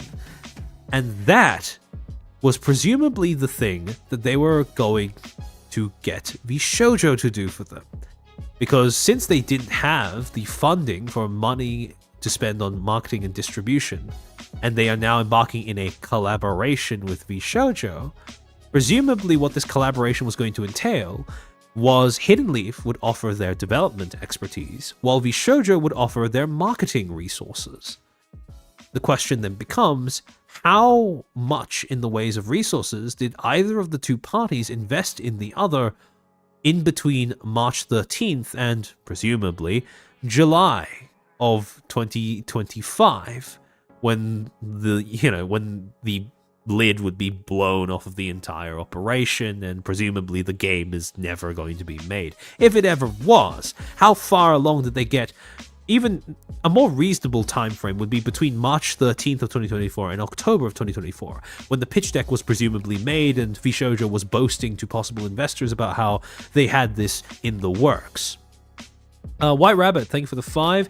Hololive lives so rent-free gun on his head that he wanted his own idol showdown. The desperation is almost comical. Yeah. It's funny how many of these business choices seem to be based solely off of spiting Hololive. It really is just pettiness to rival all others in all other instances of it in this industry.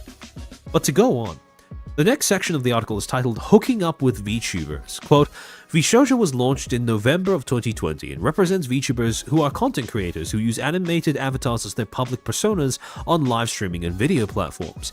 The trend originated in Japan with digital personalities and has become a rising category of influencers worldwide. Quote, Hidden Leaf Games' partnership with VShojo paints an incredible opportunity for the creator space. VTubers have so much potential to express themselves, so being able to build a game with our creators is an exciting opportunity for VShojo and our community, said Justin Ignacio, CEO of VShojo, in a statement. Quote, we wanted to... Not that kind of hooking up, guys. Come on. We wanted to find authentic native audiences that really love games, and VTubers came to mind for us, said Lamb, so we reached out to Justin, who was also a VC-backed creator, and it made sense that they wanted to expand outside of content creation, and more using the intellectual property and brand in new ways with the audience. And with that quote, we finally understand just how the two became involved. Not because VShojo extensively vetted Hidden Leaf Games, not because VShojo sought out Hidden Leaf Games based off of their merits or based off of their prior projects or resume, or because they had a definite idea in mind beyond just we want Idol Showdown but VShojo edition. No, turns out that these people, after failing their last project, reached out to VShojo because they had connections with Gunrun, presumably, and then Gunrun just said, yeah, why not, without bothering to check what their previous projects actually ended up becoming. But to keep going, they had already done concerts and other events with fans who were very in tune with the VTubers. They had a solid base. Quote, managing an actual game with them was the next natural step for us, Lamb said. There will be skins of them in the game and different outfits and weapons that are tied to their characters. And then the next section, funnily enough, I didn't include it because it was too big for the screenshot, but this is a section, the final section of the article is titled Survival. Quite ironic given recent events. But it reads, quote, regarding the tough state of the industry, Lamb said, the strongest ships are the ones that can survive the storm. Hopefully we can do this and get something good out of it. The company had adjusted its strategy as it isn't a big believer in free-to-play games anymore, but Lamb is hopeful that the small indie studios can still make an impact on the market with innovative gameplay, using skins for monetization. Wow, much innovation. Quote, right now, all of the VTuber characters being used in the game will be operated by humans, not AI characters. And then, this is the bit that betrays just how little this particular person who's heading Hidden Leaf Games is actually acquainted with VTubing, and especially VTubing in the West, if he doesn't understand how badly the attitudes in the West are against AI in general in VTubing. But it's something we can always introduce in the future, Lamb said. In the live interactive media space, I haven't seen AI influencers do well yet. Wonder why that is. They have done well in social media with AI influencers like Lil Mikola. I think it will take another couple of years before we see them with authentic personalities. But yeah. Rising Valiant, thank you for the 5. Dokibird's fake game for her model debut was less vaporware than this is? Yeah, pretty much. It is quite funny just how little they how little they seem to be able to really, how little of substance they seem to really be able to promise even. Funny how Hidden Leaf has said absolutely nothing over the course of a year. Well, that's because the company's basically collapsed. If you go onto if you try to find their website, it's basically not there. You can only find it in archives, and even in the archives, it's very bare bones. However, by the end of this, we have a confirmation of 3 different ventures that VShojo has at least some involvement in. Some of them, such as the case with the IRL backpacks, we have explicit confirmation that VShojo did end up sinking some amount of money into, whereas with the others, such as Vstream and Hidden Leaf, we have what is presumably just a business partnership, whatever that entails. But throughout the 3, there is a common theme. All of these were ventures whose involvement was predicated more on pre-existing social connections between whoever was in charge of them, presumably, and whoever was part of staff or part of C-suite in VShojo, rather than any sort of inherent merit in and of themselves. The backpacks were, from what Niano said at least, a disaster. And when it came to Vstream, that too was something that didn't manage to live long before the reality of just how tough that competition was crept into view. And finally, Hidden Leaf Games was just a failure from the beginning, with only 1 game title to their name, which, despite $3.2 million in funding, collapsed within a year. So you have 3 investments that VShojo is sinking resources into, albeit not confirmed to be monetary resources or financial resources into. And all 3 of these somehow got the green light by VShojo. No vetting, no approval process, no attempt at trying to discern whether there would be any tangible financial return for whatever VShojo was putting into it. And so the question then becomes, who gave the go-ahead to all of these things? Because when you have this consistent, this is all spread out between 2020, 2022 to 2024. There's 1 a year, basically.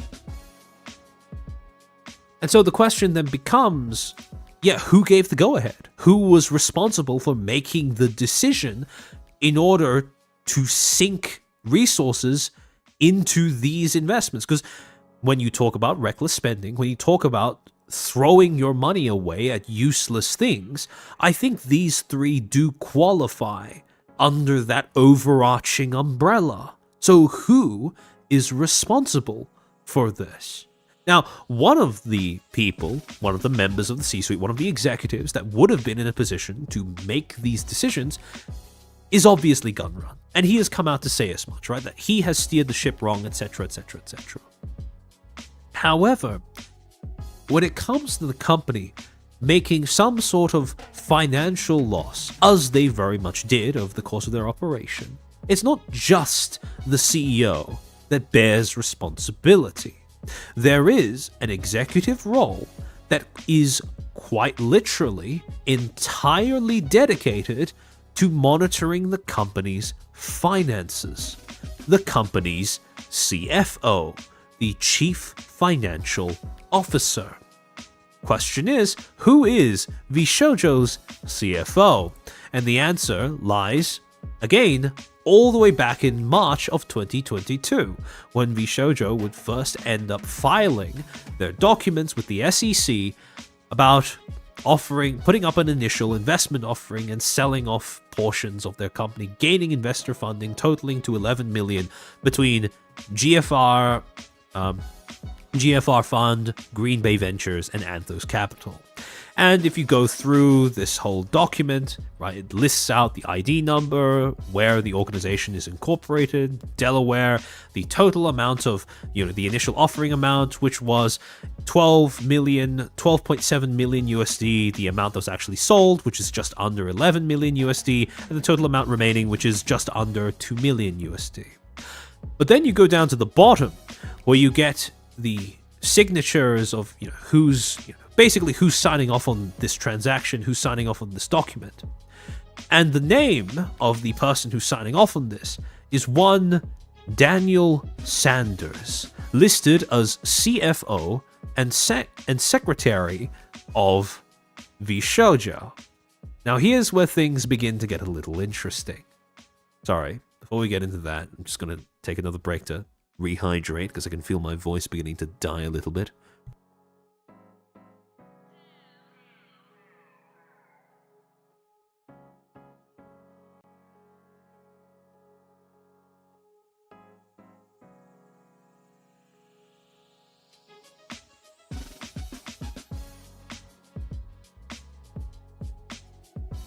Rising Valiant, thank you for the 5. This actually sounds exactly like what Giga was talking about, projects that could be good in concept but were horribly executed and then abandoned.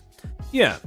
Now, I can understand why the talents wouldn't be able to share exactly what the projects that VShojo dipped their fingers into were because they're under NDAs or whatever. But again, all of these I want to make it very clear, right? Except for the IRL backpacks, we do not have explicit confirmation as to the nature of VShojo's involvement, the nature of their partnerships in the other 2 of the 3 projects that we went through earlier on in the stream, right? That is speculation. But the fact that these partnerships existed, that is information that is publicly available. Anyone can search this up, and anyone can essentially find all of the stuff that I've already shown you guys to confirm that, yeah, this is something that at the very minimum VShojo was involved in, whatever the nature of that involvement was. And I'm also not saying that this is where even a bulk of VShojo's funding disappeared into.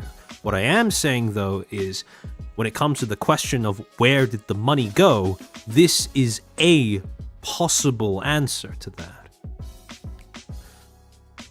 Now, when this was all going off throughout July, the early 20s of July, July 22nd, 23, 24, 25, etc., etc., Melody was, like many of the other talents, coming out to talk about her feelings about what had just been revealed. On July 22nd, when Mouse initially presented the news publicly, Mel tweeted out, "I feel sick. I need to think." Then, on one day later, July 23rd, Melody tweeted out, "I waited to make a statement because I'm always anxious and struggle to find my words, but yes, I'm leaving VShojo. I was an OG talent, put my everything into this comp, but I'm beyond devastated at what happened. And I, never in a million years, thought I'd be saying these words." Now, those of you who are familiar with the VShojo lore will know that Melody is not just an OG talent. Because, Zentreya, Iron Mouse, Silver Veil, Hime Hajime Fruit, they are OG talents. But Mel is a little bit more than that. Because she is a founder of VShojo. Not just a founding talent, but an actual founder. Then, on the same day, she would end up tweeting out, "Taking a little break, I think it'd be healthy for me. I've learned plus experienced so many things, and instead of airing my own grievances, I'd rather curl up in a ball for 1 to 2 weeks. I'll be back, hornier and ready for a new chapter in life. I love you all so much. Thank you for your kind words." And this is something that she would have pinned onto her profile for a while. Now, this in and of itself, not really unusual, right? This was a point where a lot of stuff was coming out about the company, a lot of the talents were in shock, and as a result, it's perfectly understandable if one of the talents, especially an OG talent, were to simply shut down in the face of all of these revelations that the company that they'd been part of was engaging in all of these unethical practices. This is all perfectly normal. But then, 2 days later, a user by the name of DigitRev would make a post alleging that there was a bit more to Melody's involvement with the company behind the scenes than just being an OG talent. Quote, "COO, allow me to introduce you to the boyfriend and the guy that handled all of Melody's negotiations before VShojo ever existed. The guy some of you found in the sex videos before Melody was Melody." This is basically, he was alluding to the porn videos that Melody would make in her PL. "The guy that wrote the very first email to me on DeviantArt about making Melody, including the email that ended things by souring things between Melody and I by making claims that he can get the same support that I offer for a fraction of the cost.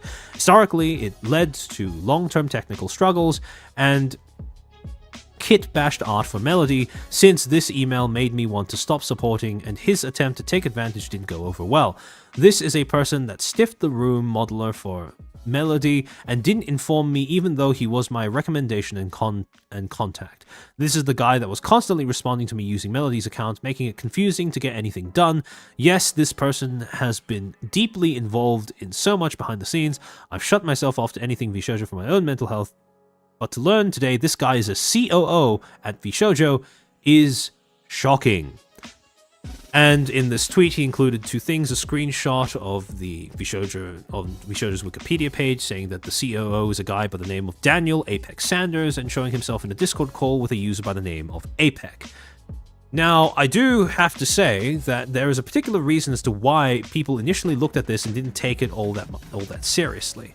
Because Digit Rev is the very same model artist that screwed over Mel early on in her career as a VTuber by copyright claiming all of her videos under the impression that he owned the commercial rights to her model. And if you want a little bit more background on their dispute, I recommend going to check out Rima's video on this, titled The Exploitation of Project Melody, Blackmail, Extortion, and Harassment between 10 minutes 54 seconds and 18 minutes 31 seconds. Where she basically, Rima does a good job of just outlining the ebbs and flows of how that particular conflict between the two rose. So make no mistake, this is somebody with a grudge against Melody, and as a result, what he is claiming does need to be viewed with skepticism accordingly. However, the thing about his claims is that there does seem to be evidence to support what he is saying. Because the next day, he would make a follow-up tweet, this one gaining not nearly the same amount of traction, where he actually does provide some form of receipts to back up what he's claiming about the relationship between Daniel Sanders and Melody. Quote, "I've seen people say, where is any proof of anything? I understand this completely. I already shared this in the comments, but it's being lost because of so much discussion. This is a random email out of my inbox, going back to when Melody was being made. It's an exchange involving Daniel Sanders going back to 2019. Again, this was kept quiet until I learned he became a co-founder, COO, and likely shareholder of a company that embezzled millions. I am the modeler being referenced, having made the original Melody model. I now realize why Melody joined up with VShojo, and this was not public." And then below that, he would end up adding further information saying, "I'll add a DM here on Twitter. This was almost 5 months later. This was mid-dealing with people ripping NanoD, which I made for Melody to visit fans on VRChat. Again, I'm instructed on the Melody accounts in 2020 to use Daniel's email. And then later on, me dealing with the fact that I'm having to hide Daniel." To review what he posted in a bit more detail. So, the initial email reads as follows. I'll give you a second. "Oh, Lumi, welcome to the stream. Finishing my work shift. How's chair and chat?" Doing great, doing great. We're basically going through some of the possible candidates for the projects and investments and new things that VShojo was sinking resources into that never ended up turning out into anything. And then going into the logical next portion of that particular talking point, which is, well, if VShojo had their fingers in so many rotten pies, who was responsible for putting those fingers there? One of them being Gunrun himself, but of course the other one being the person who's in charge of all of VShojo's finances, the CFO, a man by the name of Daniel Sanders. And we're now looking into claims leveled by Melody's old modeler that Melody and Sanders were a bit more involved than simply talent and C-suite. Puerto Rico, thank you for the 5. Project Melody is... At this point, I think it's pretty it's a bit of an open secret, but yeah. Jacob Foxfires, thank you for the 5. Got to remember the wise words of Shondo. When an indie VTuber says they have a manager, it's usually their boyfriend. Yeah, Shondo's law remains difficult to dispute. So, in this initial email, this screenshot of an email that DigitRev posted, this is between him and a user, an account by the name of Anithm Law. Remember that, because that's important for later. And the domain is listed as Daniel at and then blackedout.com. Thank you for the quick response. I'm going to loop the model into this conversation too, the modeler being DigitRev himself, since I'm not sure how much help I can be on the technical side. And then this is from someone by the name of Chen, who's presumably the room modeler. "Hi Daniel, thanks for the note. Aquifer is being used on many anime-style characters and haven't come across many issues with vowel-based morphs. Can you have your modeler provide more details, etc., etc., etc." And this is listed as an email being directed to Daniel Sanders, attorney at law from Anithm Law. And this is, again, we'll get into what Anithm Law actually is in a second. But the other two screenshots of conversations that he has presumably had with Mel that have been included in this post are this conversation where DigitRev says, we can contact them and add them to this. I also tried to contact Discord, but they wanted a legitimate DMCA. I can forward the email to you, but I forget what email is good. And then Melody says in response, awesome, send it to Daniel at anathimlaw.com.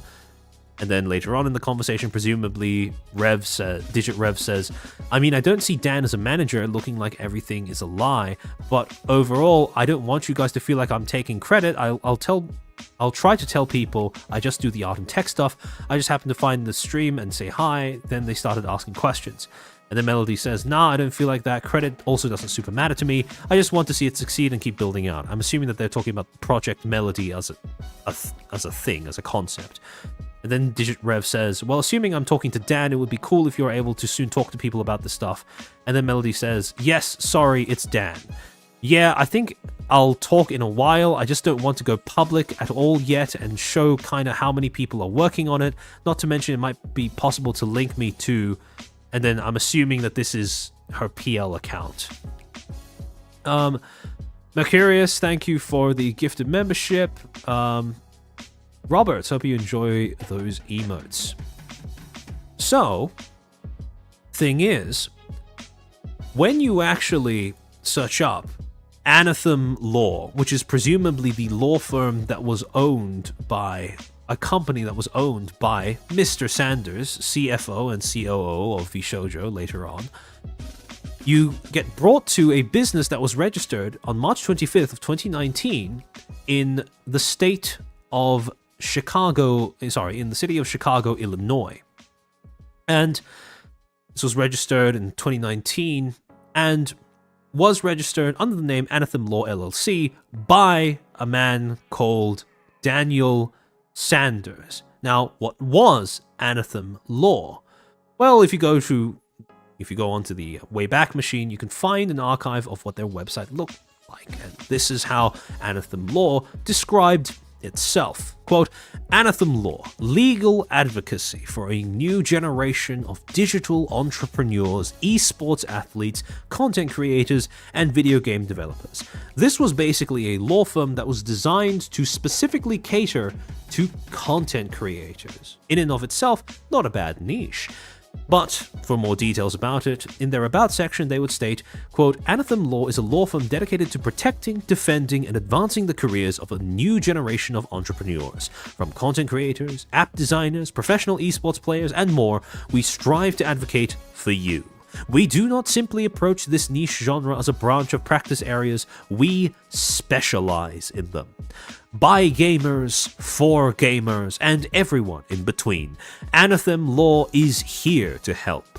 Contact us today for a free consultation. We want to help you get to where you dream to be. And the other sections of this website are split between three different things. One, a list of the different practice areas that they claim to have expertise in: copyright law, video game law, digital media, esports, and contracts.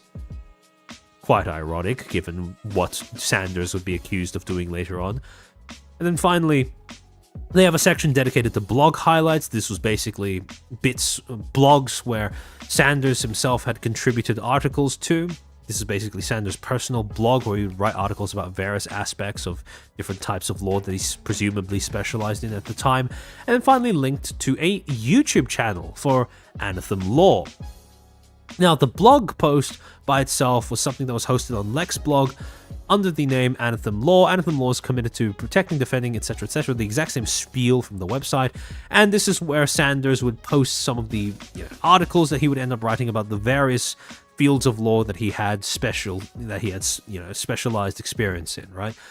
For example, this one that was published on July 10th of 2019 titled Copyright and Fair Use Law for Creators, and this one titled Influencer Guide to Sponsored Content that was published in May 24th of 2019.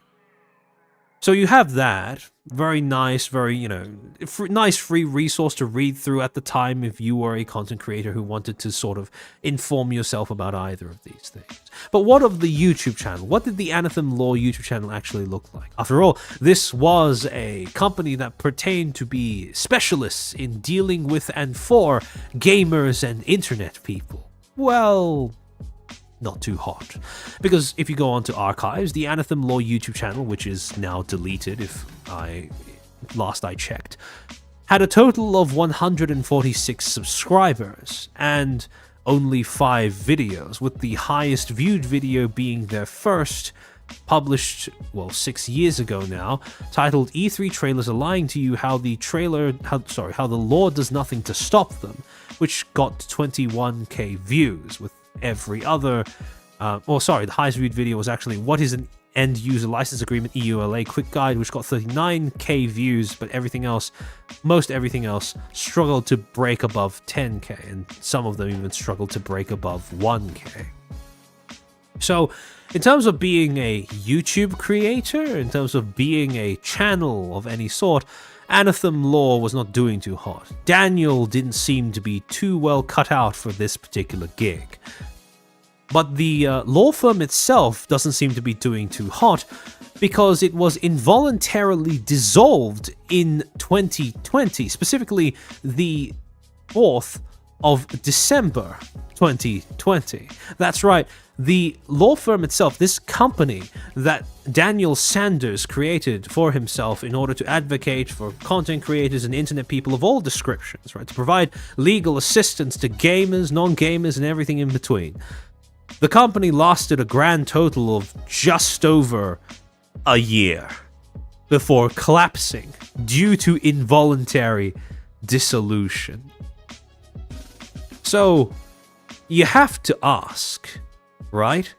Oh yeah, not only that, but remember how he was qualified as a lawyer, right? That was his whole shtick, right? He would provide legal advice to all of these various different genres of internet people. Well, it turns out that in 2021, specifically starting from November 9th of 2017 to 2021, his license to practice law would expire, as stated in this registration of Illinois lawyers, that states that he was admitted as a registered lawyer in 2017 and that his last registered year was 2021, stating, quote, "He is not authorized to practice law as an attorney and is not registered with the ARDC and has not demonstrated required MCLE compliance," with his last registered year being 2021. And so, the question then becomes, how the fuck did he fail upwards to become COO and CFO of a company like VShojo? Because even up until December 16th of 2024, this guy was listed as not just the CFO, not just the chief financial officer of VShojo, but also the secretary of the company, the COO. And so, when you go back to the document that they lodged with the SEC in 2022, when they sold off, when they got that investor money, that 11 million from their first round of venture capital investors, right? This was in 2022. And at this point in time, he was already CFO and secretary of the company. So the question is, how the fuck did someone who was a failed entrepreneur, a failed lawyer, and a failed content creator, all before 2022, find his way to being the CFO and COO of a startup VTuber corporation? He doesn't have any qualifications that would justify giving him that amount of influence over the company. And so, it doesn't make sense to attribute his position to merit. But what it does make sense to attribute it to are connections. And in order for someone to be installed into, appointed to a position among the C-suite, you would probably assume that they would need connections to match. In other words, if you're going to have someone who gets promoted to C-suite, despite being this abysmal a fit for it, qualification-wise, they would probably need connections to a pretty significant figure in the existence of VShojo, which means that he would probably need to be connected to one of the founders. Now, VShojo has 3 founders that often get talked about: Gunrun, Mountain Dew, and Melody. And through process of elimination, we can start looking for which one of these founders would probably have had connections to Sanders. Again, this is the thing that makes Digit Rev's accusations bear just a little bit more credibility than just ravings and than just random ravings on the wind, right? Because the thing is, with all 3 of these people, they have their own qualifications to be a founder or to be as involved with VShojo in its early stages as they were, right? Gunrun is someone with connections to people in the venture capital world, San Fran venture capital world. He has, connections to people at Twitch, so it makes sense that he would be founder and CEO. Mountain Dew, admittedly, qualification-wise, not that strong, but at least he is someone with experience making 3D graphics, and he is a content creator who knows how this industry works from the perspective of a content creator, so that kind of makes sense. And then Melody, obviously, she is, a VTuber. Admittedly, an AV-tuber at the time, but still close enough to the medium that they were looking to get into, so that, yeah, it makes sense that she would be a founder as well. And here's the thing. When you look at the slide deck that VShojo was pitching to its possible investors throughout 2024, who does he list as one of the main people involved in the founding of VShojo? Melody.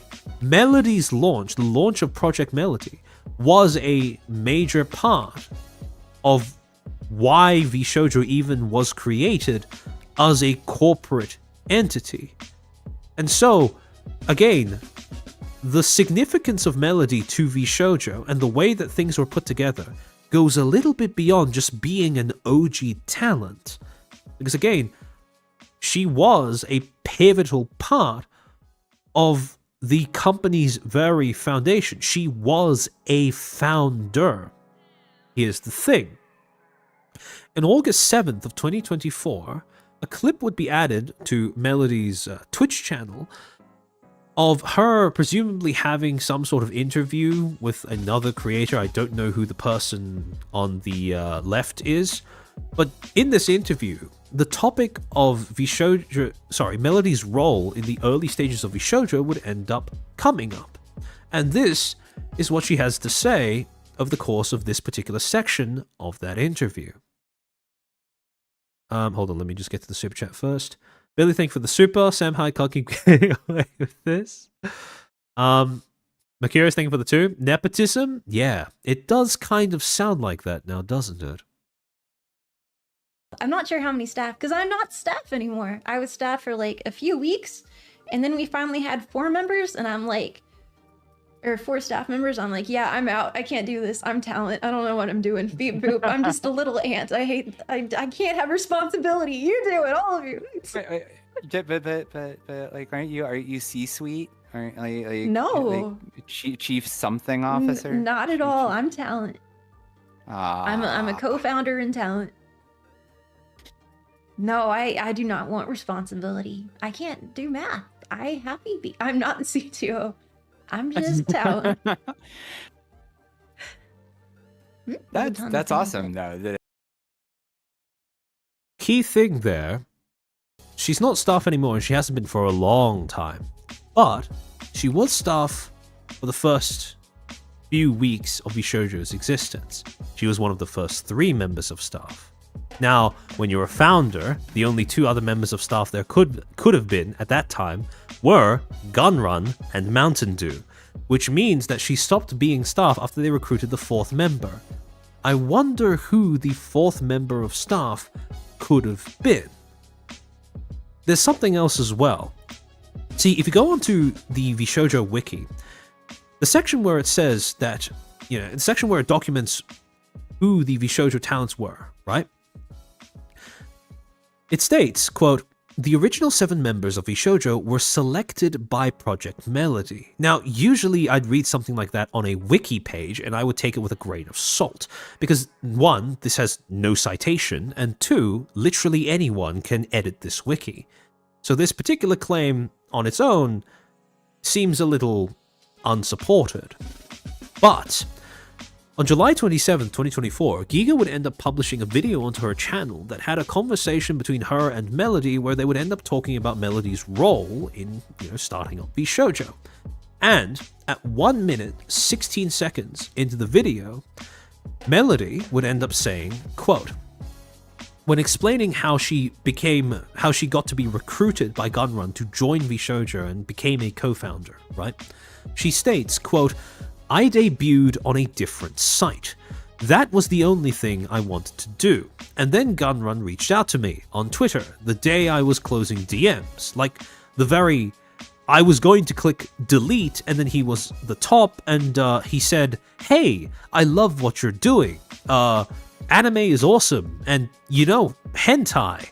And I like your vibes.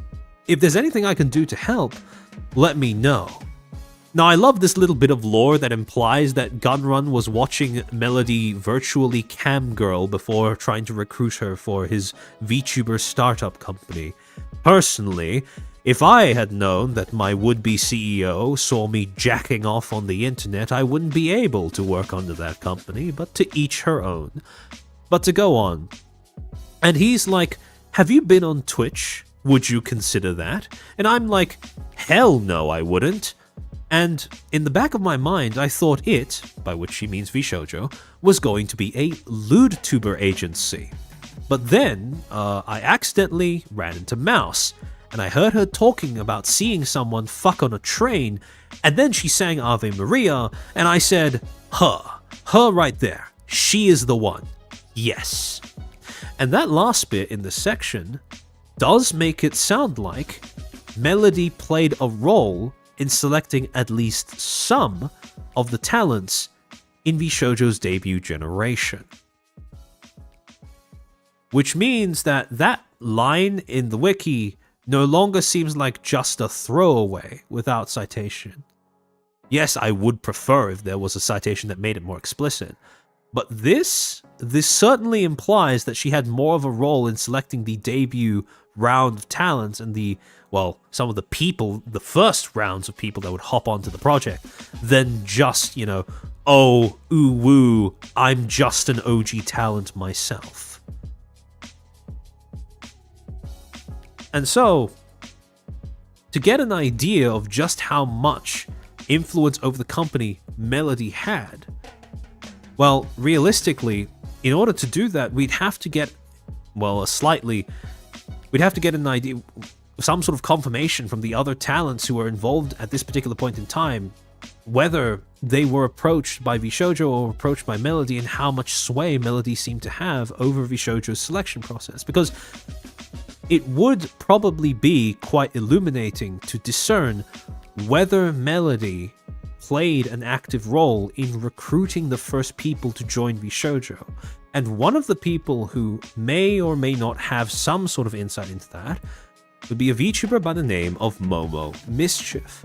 Now, this is an account of things that happened during VShojo's early years that I haven't been able to find corroborating evidence for.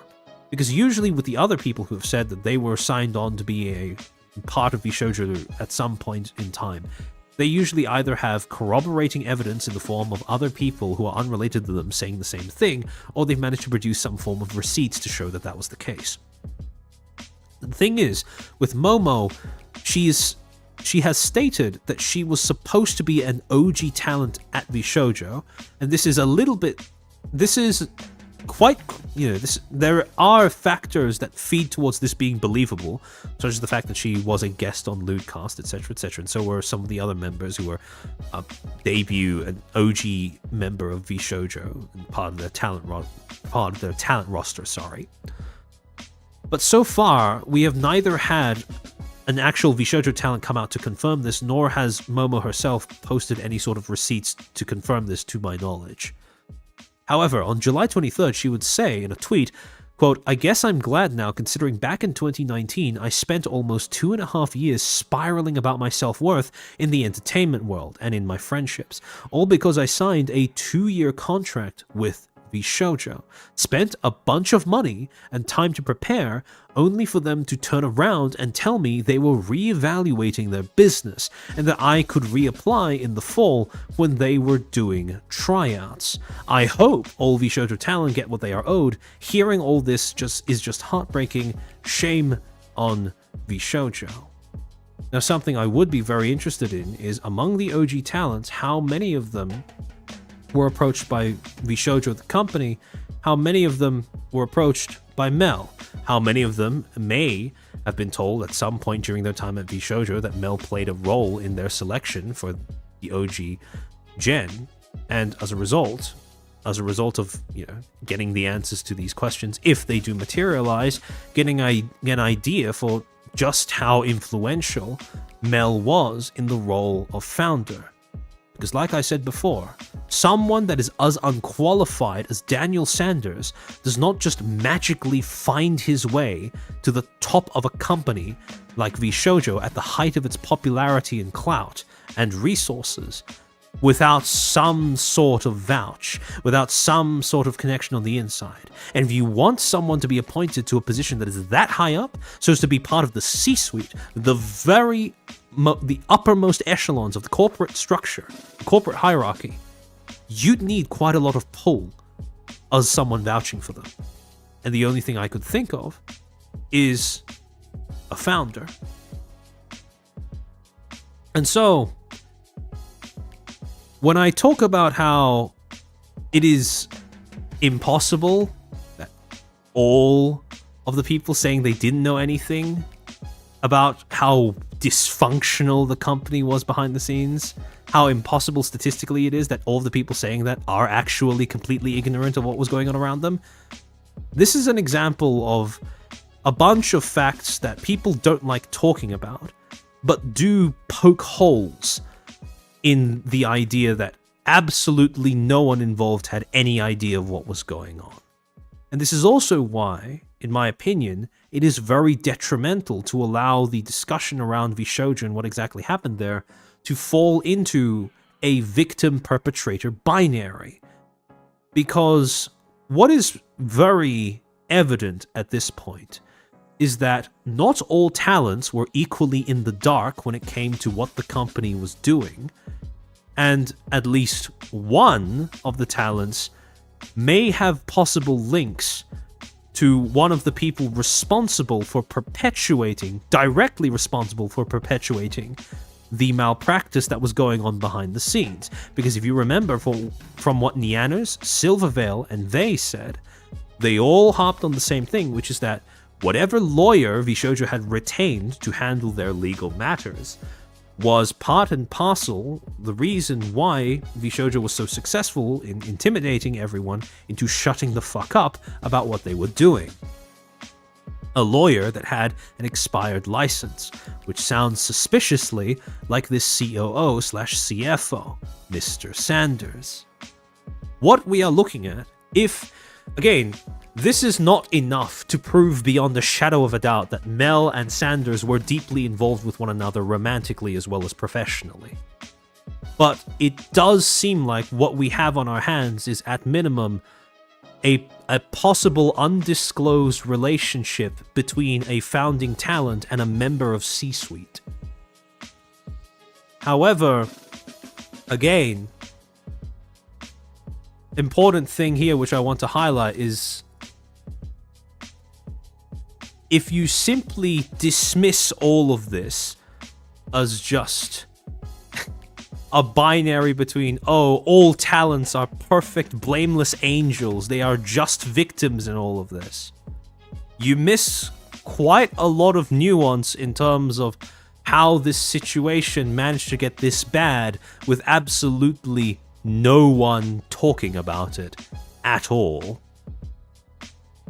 Because, let's be honest here, it seems like it was a bit of a mess behind the scenes, and too much of a mess for absolutely none of the people who have currently come out to express how appalled and surprised they are at the current state of things to have been involved in it.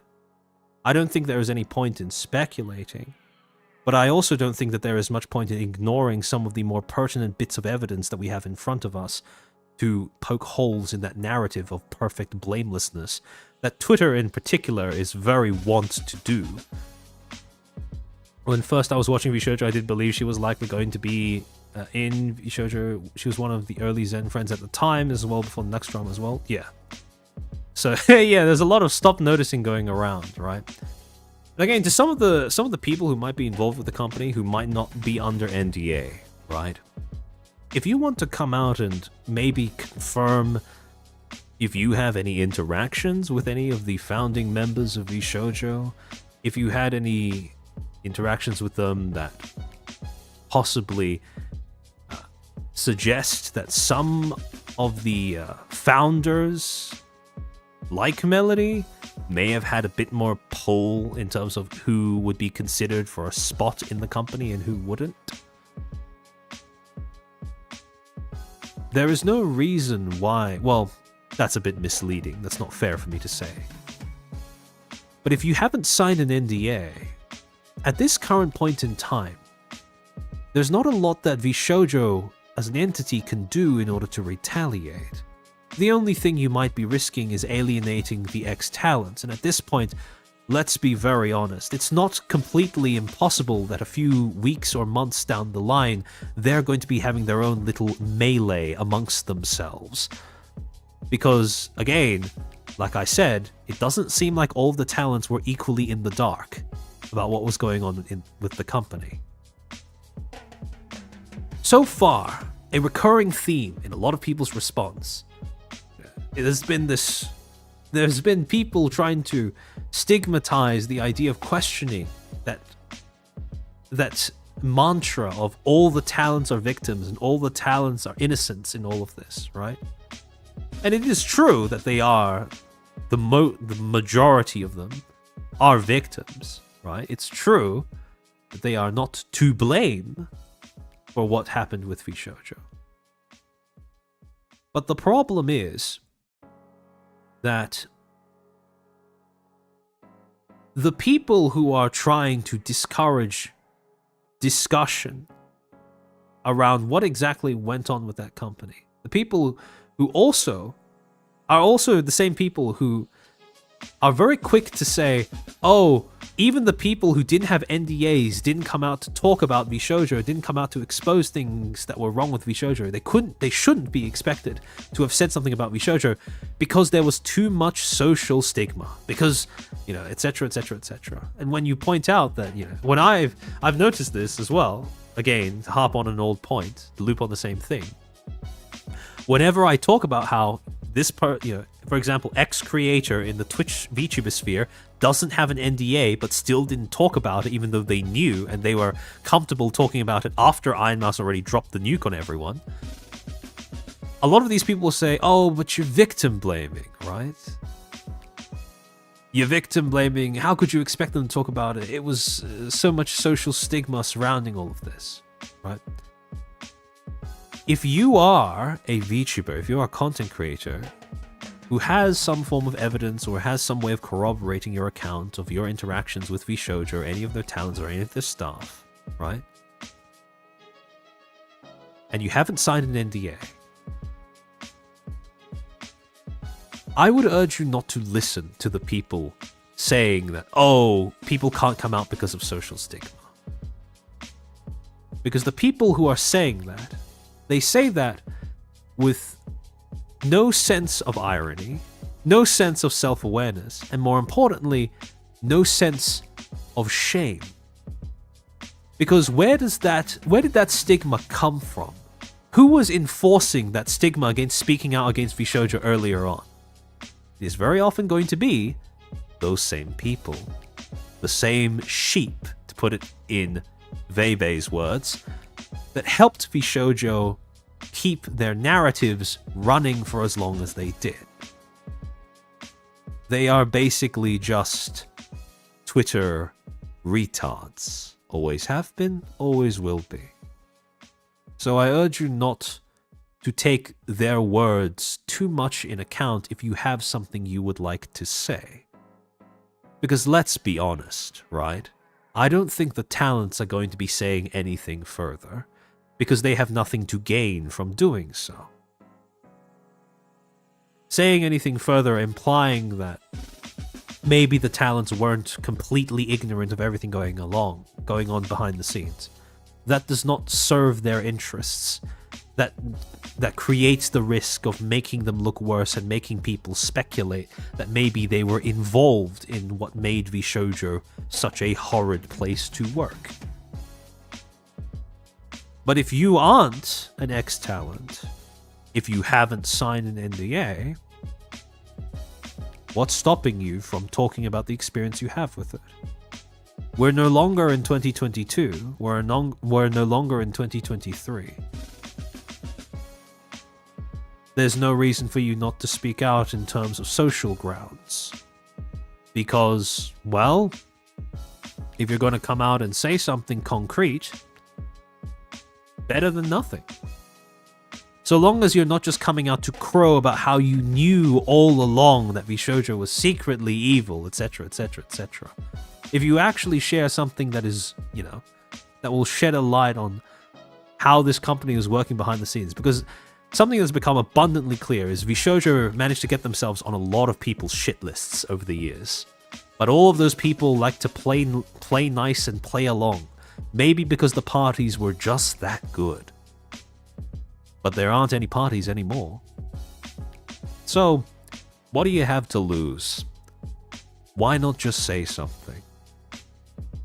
But in any case, oddly topical for today's stream, turns out that today is also the same day that Melody has announced that she's having her return stream on Fansly and OF and Chatterbait. So, yeah, her chakras are aligned, her goals are clear, she's ready for a new chapter. So whether she ends up saying anything about her time at VShojo, that remains to be seen. But again, there are a lot of unanswered questions about the degree of her involvement behind the scenes with how VShojo was run, and perhaps the role she played in recruiting some of the people that would end up populating the upper rungs of the corporate ladder at the company. But for now, I think this about caps off all of the loose ends that we have with the whole VShojo topic. I don't think we're going to get more information in the near future, but maybe I'm wrong. In any case, I don't think it's worth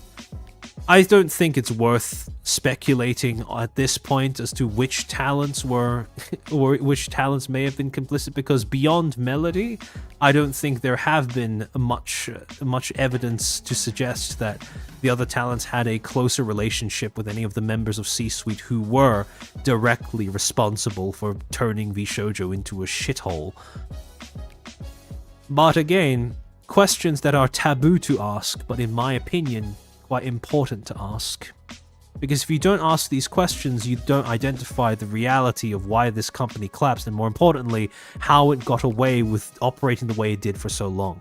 And if you want this industry to actually improve, if that is something that you want to push for, if that is a value, a principle that you hold, something you're willing to talk about publicly, this is how you get shit done. You have to start asking awkward questions. You have to start recognizing patterns in how these companies and these bad actors operate in this industry. It's not going to be easy, it's not going to be comfortable, but if that is your goal, then this is something you're going to have to do. Everyone's alright with playing nice, but that also means that nothing changes. Everyone likes to go onto Twitter for their ass pats and their back pats and their knee slaps and whatever, but nobody likes to actually deal with the uncomfortable implications of a disaster once it happens.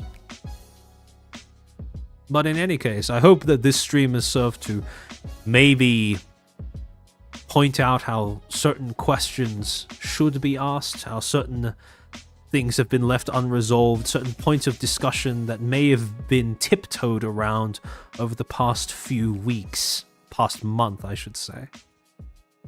Because when it comes to VShojo, the matter is not nearly as, I should say, done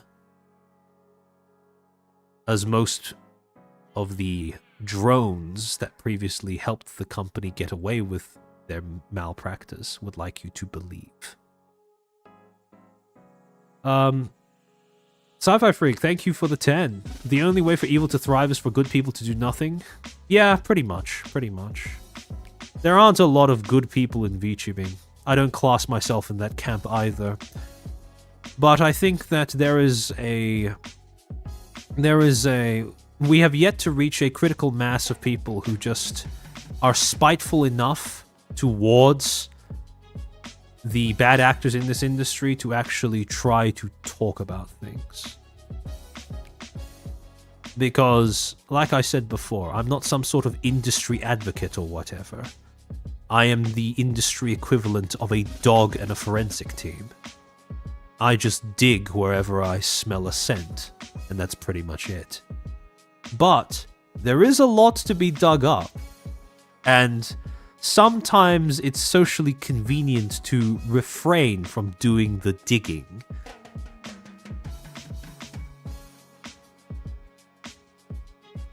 I do hope that more people in this industry find the incentive to do the digging, though. And that is what I'm trying to build up to by building stigmas that I do, or building the stigmas that I do.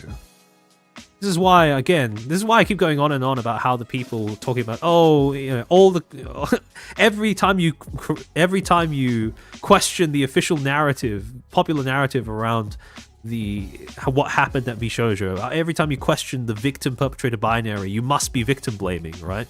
The same people who talk about how, oh, no one could have possibly spoken up prior to this point because of social stigma. This is why I'm so insistent on shaming those people, because if you simply treat those stigmas as if they are this invisible set of rules that you must abide by and nothing else, if you don't try to take that into your own hands and push back against it, you're not going to get anywhere. Nothing's going to change. And it should be pointed out that the very same people making excuses for why those without NDAs didn't come forward sooner and say something before hopping on the bandwagon after Iron Mouse dropped her nuke and, you know, bit the bullet, took the risk, exposed VShojo for what they were. It should be said, it should be pointed out that those were the same people who do not seem to acknowledge, who cannot acknowledge, that they were where the stigma came from. They were the enforcers of that stigma. They were the problem. And they should be shamed as such. Witness Void Fox, thank you for the super. It would be funny if the only mention Melody makes of the controversy and her early version of the story is in the Chatterbait stream. I'm not paying for subscription just to check that. Perhaps somebody else can, perhaps some other brave or depraved soul can drop in to maybe see if there are any nuggets of wisdom that are dropped. Jacob Foxfires, thank you for the 5. Insert Far Cry dialogue about the definition of insanity. Well, yeah, there's a lot of things that happen in this industry that probably boil down to that kind of insanity, right? No one wants to risk saying or doing something that will make someone else feel bad. But the problem is, without doing that, you can't build up enough of a backlog of data in order to be able to preemptively recognize and therefore avoid the same things when they come up in the future. VShojo, I've said this before, I'll say it many times again, VShojo is not going to be the last time that something like this happens. Some people may hear me say that and think, oh, you know, Lamau, another prediction of the prophecy, but I'm basically just stating a fact. With the way that this industry works, it is pretty much inevitable that we will get a second instance of a company doing something like this. Perhaps not exactly the same as what Vishojo did, but certainly similar enough that there will be comparisons with merit. So, White Rabbit, thank you for the 2. Tracy, VTuber Cyber Sleuth. I wouldn't go that far. Sleuth implies that I'm able to dig up stuff that isn't already publicly available for everyone else to see already. But again, the goal is not so much to break new information or less secret knowledge so much as to simply articulate how you can leverage publicly available information to understand what is going on, to articulate your thoughts, feelings in a way that it goes beyond simply, I have bad vibes about something. Because vibes are fine, right? But it is far better if your aim is indeed to reform the industry and thus to warn other people away from the same mistakes that have been made by people in the past. If you wish to do that, then you're going to need to figure out a way of articulating things beyond just vibes. That's what I try to do. Random Who Games, thank you for being a member for 5 months. The streams are free. Get in there. Get in there, chairman. I'll be honest, I'm not too keen on doing that. Chairman in the Army Bubba cosplay.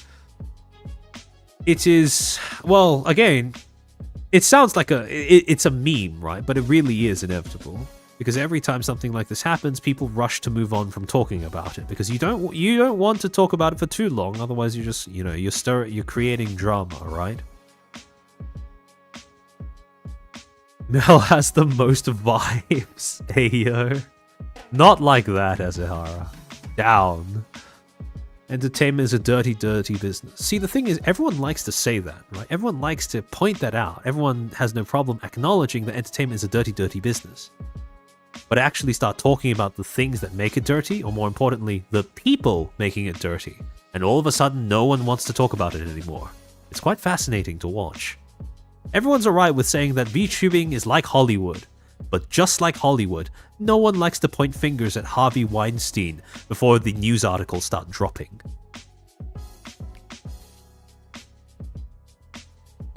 The dreaded drama tuber. Again, I don't want to make it sound like people's reservations about my content niche have absolutely no merit or reason whatsoever. People absolutely do have good reasons to malign drama tubing and drama tubers. There are a lot of valid criticisms about this content niche that we occupy. But at the same time, it has also become a very convenient shorthand to simply hand-wave away some of the things that we talk about. Even if some of the things that we talk about are just pointing out objective facts, that inconvenient objective facts. I understand I'm just pointing out an instance of going against popular opinion. Yeah, basically. And those creeps were definitely not good people, yeah. I'm having a hard time believing that anyone in C-suite had good intentions. This ain't drama, Gunrun committed a crime? Yeah, some people will say otherwise, though. Just in the same way as victim blaming is a convenient way of hand-waving away attempts at breaking through the victim-perpetrator binary, so too is drama tuber and drama tubing a convenient way of hand-waving away attempts at getting at bits of this entire situation that people don't seem to be very keen on talking about. And I understand why people don't talk about it, right? Actually, there was a comment on the previous VOD. Hold on, let me see if I can find it. Let me switch over to the head horde screen while I do this. I think it's a comment that illustrates quite well how companies like VShojo are able to get away with what they do for so long. Jacob Voxfire, thank you for the 5. Considering what's going on in the land down under, I wouldn't risk it and then get arrested over it. Well, I mean, Australia's been fucked for a while. I've kind of resigned myself to that fact already. How companies like... Oh, sorry, give me a second. I clicked on the wrong thing. Alright, let me go over to the previous ordering. Okay. There was someone who left a comment saying, Oh, yeah, there we go. See, here's the thing, right? I'll be honest, I'm just a little tired of people bemoaning if you knew, why didn't you say anything? Are we forgetting that the first person who publicly humiliated VShojo, if accidentally, now bears the nickname Blue Voldemort? Oh, Nux won alright, but it was absolutely a Pyrrhic victory at the time. As you said in this stream, one of the worst things that can happen to you in this industry is deplatforming, and that is exactly what they tried to do to him. To be completely frank, who in their right mind would willingly put themselves through that when shutting up was so much more comfortable? Not saying it was right, but not making excuses, just quit being baffled when the answer is obvious. And there are two things about this comment that I think miss the point, right? I understand what they're saying, and I understand why they might be burnt out on people saying that, right? There are two important things that comment seems to be missing. One, when people like us say, if you knew, why didn't you say anything? We're not asking because we don't know the answer. It is a rhetorical question. We know why people didn't say anything. We know why people didn't say anything even if they didn't have an NDA. And we know that the reason why they did is social convenience. The problem is, that then requires a little bit of perceiving breakfast, right? A lot of people understand that social convenience is a motivation, but they don't seem to understand that social convenience is something that can be shaped, that can be changed over time. And the way that you do that is by pointing out social stigmas and molding new ones accordingly. If you want things to be different in the future, what you have to do, go back, identify the circumstances that led to that specific set of social attitudes that made it so taboo to talk about VShojo's practices, and then figure out who was enforcing that, who was guilty of perpetuating that, and accordingly, you're going to have to nullify their ability to do that in the future. Social stigmas can be changed, but it requires you to perceive them first. And that's the thing. When you talk about people not speaking up because of the social cost, where did that social cost come from? If it came from the talent, that deserves to be noticed, that deserves to be pointed out accordingly. If it came from, the brainlets that just uncritically supported everything VShojo did and clapped along, they too should be identified, stigmatized, and shamed, so as to nullify their ability to do the same in the future. If the behavior itself is to blame, then that behavior should also be stigmatized, shamed, and nullified from being effective in the future. Again, it all comes down to perceiving social convenience as something that can be changed in the first place, and most people stop short of that step. It's understandable as to why. It's something that most people are not used to questioning, because we are social creatures. It is human nature to want to get along with the tribe, right? We are very good at picking up on social cues without needing to be told what they are, and then playing along with them so that we don't get, cast into the wilderness, so to speak. But if you work in an entertainment industry, if your bread and butter is branding and content, if your entire paycheck rests upon how you are perceived, you are going to be putting yourself at a disadvantage if you only perceive, if you're incapable of perceiving the way that social dynamics shape social convenience and the way that social stigmas make certain things okay or not okay.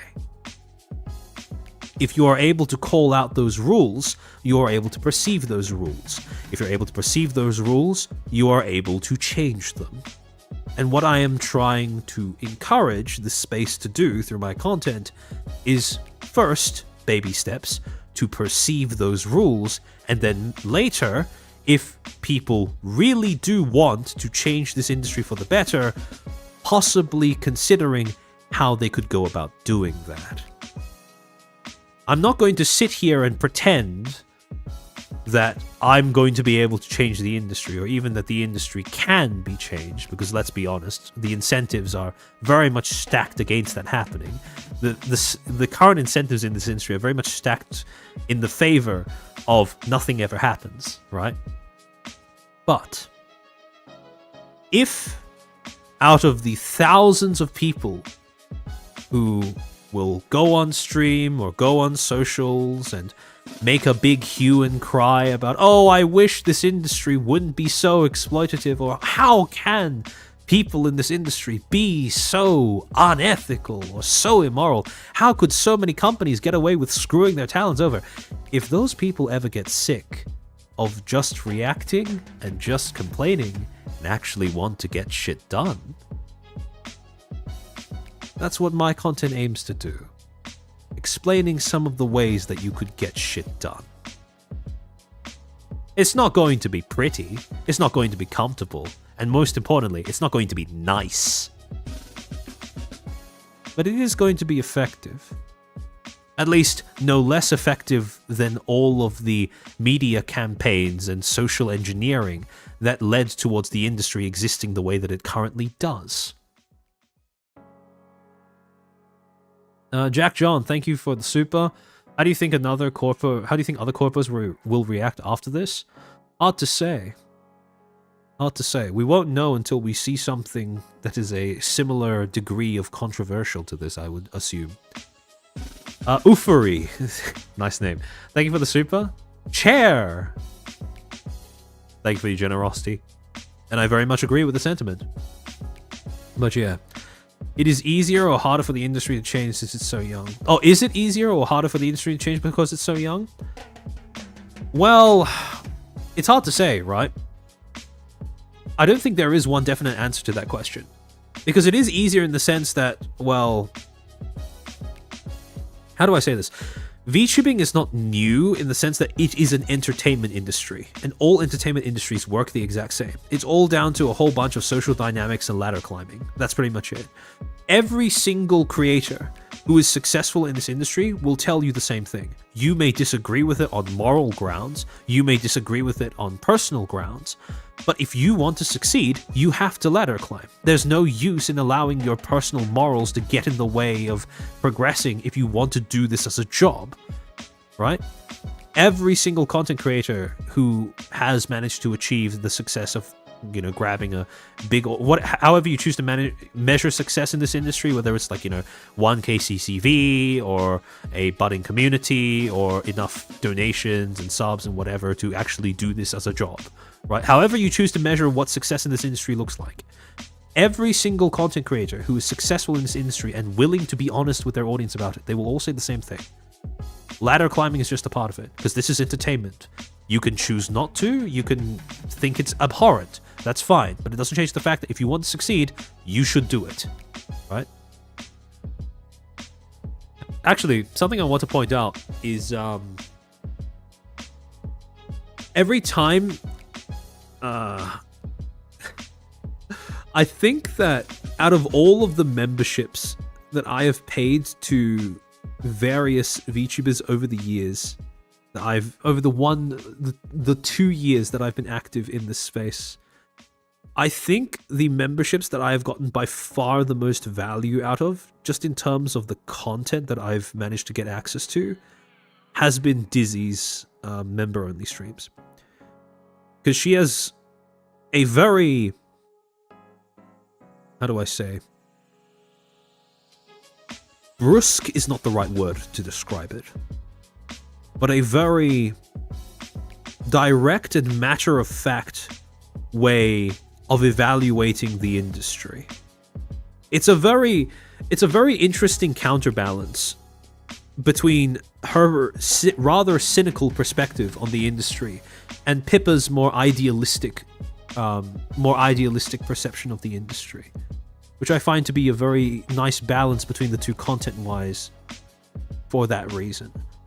But one of the things that I very much have come to appreciate since becoming a member on Dizzy's channel and going through her membership VODs and looking at some of the times where she's talked about the industry, is the fact that at the end of the day, I think there was a VOD where she literally titled it, you know, your morals will get you nowhere, or something along those lines. Probably not exactly that phrasing, but something similar in sentiment. But basically just the idea that at the end of the day, if you really want to succeed as a professional in this industry, what you need to realize is your morals and sentimentality are not really going to be much use if you want to do this as a profession. Because if you want to do this as a profession, you need to make money. And in order to make money, there are going to be certain things that you have to do in order to preserve your own business interests. Some of which include things like ladder climbing, etc., etc. And again, no one likes this, but at the same time, if you want the industry to change in any way, right? If that's actually something you're committed to rather than something you just want to complain about on Twitter, which admittedly is a pretty small minority of people in this industry. And I'm not even certain that the goal is in and of itself a good one. Morally, maybe. Functionally, probably not. Maybe not. But if that is your goal, to change the industry, to do something different from what people have been doing up until now, then it bears to acknowledge, you know, the industry and its incentives for what they are. And if what those incentives are is social convenience, well, social convenience is something that can be changed, but it requires a conscious and concerted effort in order to do so. I can point out this stuff, but I'm just one person. In order to change attitudes and sentiment, we need more people in order to express that. Now, something I do want to touch on as well is, hold on, let me just get through these supers first. Sum total, thank you for the 5. How much of this entire situation you think was due to incompetence versus malice? I can't say. It's very difficult to say that because I'm not someone who's on the inside. I'm just looking at everything from the outside looking in. All I have to work with is publicly available information. And from publicly available information, a lot of it does seem to just be gross incompetence. That being said, though, the way that VShojo handled some of its ex-talents, the ones that left in 2023, 100% there was malice there. Now, do I think malice is the majority of the reason why VShojo collapsed? No, but it was a significant factor. Billy, thank you for the 5. Alright, I've edged Master N for long enough. Feet went. Thank you for keeping the tradition alive. Jack John, thank you for the super. How I see if a corpo is good is whether the CEO watches their own VTubers or not, and I must say it's going quite well. Yeah, I think that's a pretty decent metric, right? Because you want a CEO who's actually involved enough in his talents to actually want to keep up with what the fuck they are doing on stream. I think that's a pretty good indicator. But yeah, agreed with the incompetence? Yeah. Practical over principles? Yeah, and that's the way it's always been, right? The problem is people understand that principle, right? That foundational principle of people will do whatever's practical over whatever their principles dictate, right? But they will fail to see how what is practical can be changed in and of itself, right? And that's the thing that I'm trying to emphasize with my content, which is that things like social convenience, yes, that can be changed. But one of the things that I wanted to touch on again, and this is something I've talked about in previous streams, but I just want to reiterate. When I talk about making a concerted effort to change cultural attitudes, what I don't want to encourage is something like some sort of misguided moral crusade where you go into other people's spaces and you try to seek out direct confrontations with other people in some sort of attempt at ripping away the rose-tinted lenses from their face. Because the thing is, I understand that when you have perhaps a more cynical or black-pilled view of the industry, and especially with the rhetoric that I've been peddling, which is if you want to change how things work, you have to be able to acknowledge the reality of how they work, right?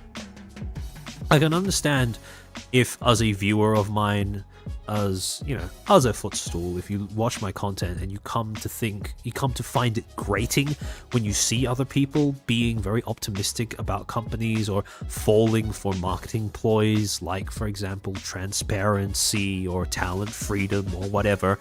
And I understand if you find that grating, you might want to intervene, to say something, to try and, for want of a better way of putting it, to crush that optimism out.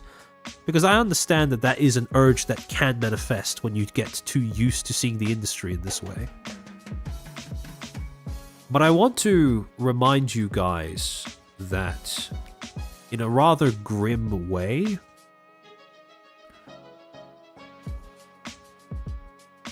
none of us need to do anything to crush that kind of gullibility or optimism out of people in this industry. Because the industry itself will do a good enough job eventually of accomplishing that outcome itself. Now, I understand that might sound rather doomer and depressing, but that is simply the reality of how this industry works. If you have incentives that create an exploitative environment, and those incentives are allowed to persist, eventually that exploitative environment will end up creating the people who are capable of observing how it works. Perhaps not through conscious effort, but definitely just through having to go through enough shit. And the whole point of the content is not so much to be the reason why people lose their optimism, not so much to be the reason why people may grow out of the amount of gullibility that the industry preys upon, but to be there for when that happens, to be a source of comfort when it happens. This idea of, you know, if you ever get sick of constantly being on the back foot, constantly being surprised, having to be told what is good or bad or what seems to be suspicious, if you ever get sick of all of that and you want to start thinking and deciding things for yourself, that is what we offer. We offer the catharsis not gained through just getting mad at something on Twitter before getting mad at the next thing next month, right, over and over again, but the kind of catharsis that comes from being able to articulate and recognize why sometimes you may feel down about the content that you used to enjoy, or why you might feel on edge about the way that a company seems to be operating even though you're a fan of their talents.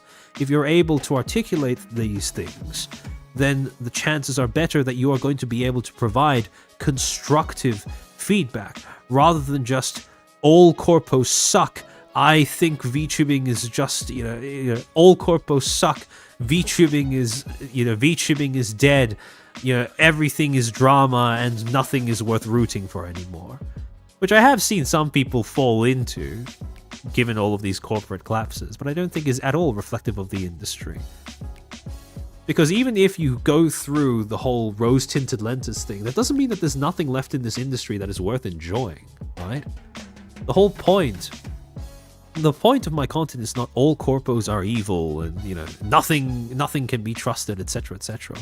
But rather that if you are going to trust something, it is worth becoming aware of what exactly causes you to provide that trust. What causes you to believe in something? What are your totems? What are your metrics? What do you use subconsciously and consciously in order to gauge whether something is worth supporting? And once you become aware of that, you become a more informed consumer. You become more difficult to exploit off of vibes and empty promises. And that's the aim, really. Because everyone starts off as a consumer, but eventually when the optimism and the gullibility gets crushed out of you, you start wanting something more. You tend to go down one of two paths, right? You either choose to disengage from the thing that you loved completely, or you add more conditions onto the way that you engage. And that's what I aim to help with, to help people add more filters onto the way that they engage with something, so that they don't have to choose between two extremes of just opening their mouths and swallowing whatever's shoveled in there versus just not consuming something at all. Because the thing is, and this is another reason why I ask all of you guys not to go out of your way to try and, you know, on some sort of misguided moral crusade to open people's eyes to the depravity of VTubing or whatever, right? Because that's not what I want at all. That's the kind of moral friending that I want to discourage, actually. But one of the reasons why I encourage you not to do that is because people are always going to build up, and this is something you can't change, right? This is just inherent and unconscious. People are always going to build up a degree of resentment towards whatever it is that causes them to lose that sense of optimism, to lose those rose-tinted lenses. That is an automatic, unconscious, and unavoidable response. They are going to despise it. They are going to hate it, purely because they feel like in that moment that they have been denied their own agency and freedom to perceive things the way that they used to. It's reactants theory, which is something we've talked about on this channel numerous times before. And if you are the thing, if they recognize that you are the thing to rob them of their optimism, they are always going to harbor resentment towards you and what you represent. Which is why it's so important that you are not the one to rid them of optimism, to rid them of hope, to rid them of idealism, but to just be there for when they start looking for alternatives. It's a bit... Funnily enough, I've started getting Warhammer 40k lore videos in my recommended recently. And I think I've talked about this a few weeks ago. But this is very much reminiscent of the ideology of Nurgle's faction, which is basically, you know, after despair, what is left, right? At risk of sounding a little pretentious and cringe. But very much so, especially recently, that's the kind of mindset that I've been adopting towards my my content niche, which is basically, you can't really stop people from doom posting, you can't really stop people from losing their optimism or becoming disillusioned with the industry and the way that it works. But you can be there for them afterwards. You can give them a way of getting back into things by basically saying, you know, look, I understand that you've been screwed over. I understand that, you know, you believed in you bought into a lie. I understand that it feels horrid to have that ripped away from you. And I understand why that might leave you feeling disoriented, etc. But you can still get some form of, you know, you can still get something out of your enjoyment of this space, this industry, etc., etc. It's not all doom and gloom. Because after you hit that rock bottom, you realize that there are other things that you can build your faith on, right? Other more objective, more personalized things. Instead of the promises of others, now you can figure out how you evaluate things for yourself. Again, like I keep saying, what are your personal criteria for viewing something as being worth supporting? What is your personal criteria for trusting something? And I think that right now, because VTubing is such a young industry, a lot of consumers have not really gotten to that degree of consciousness, for want of a better way of phrasing it, right? A lot of people are still in the stage where they buy into marketing, where they take things where they take advertising at face value. And that's something I think that I hope that more people are able to transition away from. Because there is that initial hit of, oh shit, I've been lied to. And some people, as a result of that, just crash out and abandon the hobby or the industry or the medium completely. And it's a shame when that happens, but to be honest, well, survival of the fittest, I suppose. But for the others that remain, they're usually going to want to try and be more discerning. And going from, you know, evaluating things based off of what other people tell you to evaluating things based off of your own personal set of criteria. That is a lot more stable a source of investment in entertainment than the alternative, which is, again, just taking marketing and advertising at face value, right? Senor Tortillas, thank you for the 2. So Yagu is the God Emperor. Once he dies, we're screwed. In much the similar way as it works in 40k, be very careful about the idea of having one God Emperor to represent all the good in the industry. I don't like the deification of VTuber CEOs for the same reason that I don't like the deification of VTuber corpos, because none of them are infallible.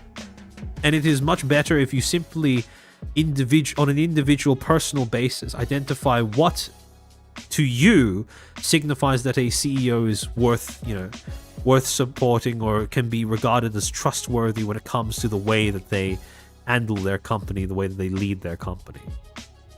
Now, granted, that's not to say that everyone's going to have the same standard, right? And I'm almost certainly going to have a different standard to a lot of you guys, and there are going to be certain things I identify in the standards of others that they have expressed where I will think it's stupid and I will point it out as such. But at the end of the day, so long as you have a personal standard of your own, I'm willing to acknowledge and even respect that. It's all about developing a theory of mind, and unfortunately, there's a lot of groupthink in this industry, and that gets in the way of developing a theory of mind. Nanosquid, thank you for the 5. If I cannot save them from your failures, gun run, then let the industry burn. You know, you'd be surprised, right? You'd be surprised at just how many people in this space saw VShojo collapsing and then instantly went, oh, all of VTubing is dead. Corpo VTubing is over, you know, etc., etc., etc. It's it doesn't get any more intelligent every subsequent time I see it. Yeah. The Emperor is a very flawed human, but he was the best hope for humanity's future. Yeah, and that's fair. And I understand if people build up Yagu to be this sort of savior figure of the industry because of the fact that he has managed to keep one of the beacons of the industry going for as long as he has. But at some point, the man's going to need to retire. And you're going to have to start looking for a new figurehead, so to speak. Now, I understand the appeal of having a figurehead in the first place, and I understand why people would look for one. But personally, I think that figureheads, they tend to oversimplify the process of evaluating whether a company is actually worth supporting or not. Let's be fair, we have some people here who are all corporate bad. That's true. And every time I see someone espousing that, I do kind of, I die a little inside. But yeah, it is something that I hope to be able to push back against a bit more as I continue to make content in this space. And it is something I want more of you guys to hopefully see as being a bit of a false premise, right? In any case, hold on. Let me just go through Stream Elements to make sure I didn't miss any supers or memberships earlier on in the stream. So I think I'm going to be wrapping this one up about now. So it's going to be a pretty short stream. Next week, again, we're going to have the fanfiction stream, unless it gets delayed for whatever else other reason. And also a stream about, and again, I'll be reiterating this on the day, but a stream about Brave Group, funnily enough, given recent circumstances. For those who haven't seen, 5 talents from Globey basically graduated in a marathon, announced the graduations over a marathon over the course of just a single day. They're all going to be graduating at around the same time.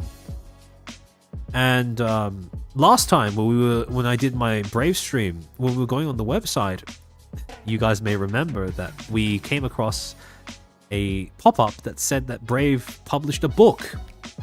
And I actually went and read that book. And there are a few things in that book that are quite illuminating about the way that Brave operates behind the scenes that are also quite, I think if you are someone who is a fan of a Brave Group company, or if you are working at a Brave Group company, I think I highly recommend reading through the book yourself, just to get a bit of an insight as to how your execs appear to think. Because some of the things that Brave Group has done is little, and their justifications for it are a little head-scratching, not going to lie. But again, I'll be saving that for that stream. Yeah, graduation relay, which is quite new. Quisa, thank you for the super. Amen, Corpo Bad Imo is just as flawed and ludicrous as any Niji sister, possibly even more preposterous. Yeah, exactly. Hold on, let me just take a look. Hashiria, thank you for the 4 gifted... Oh, sorry, thank you for the thing on Footstool for 4 months. I wonder how long we're going to go for this time. Just over 3 hours, apparently. Very short stream, relatively speaking. Although, it's probably balancing out the stream that I did last week at the same time. Let me just check. Hold on, where is this? Before we start, any thoughts? I think I've gotten through everything. Yeah, I think I have gotten through all the super chats for this stream.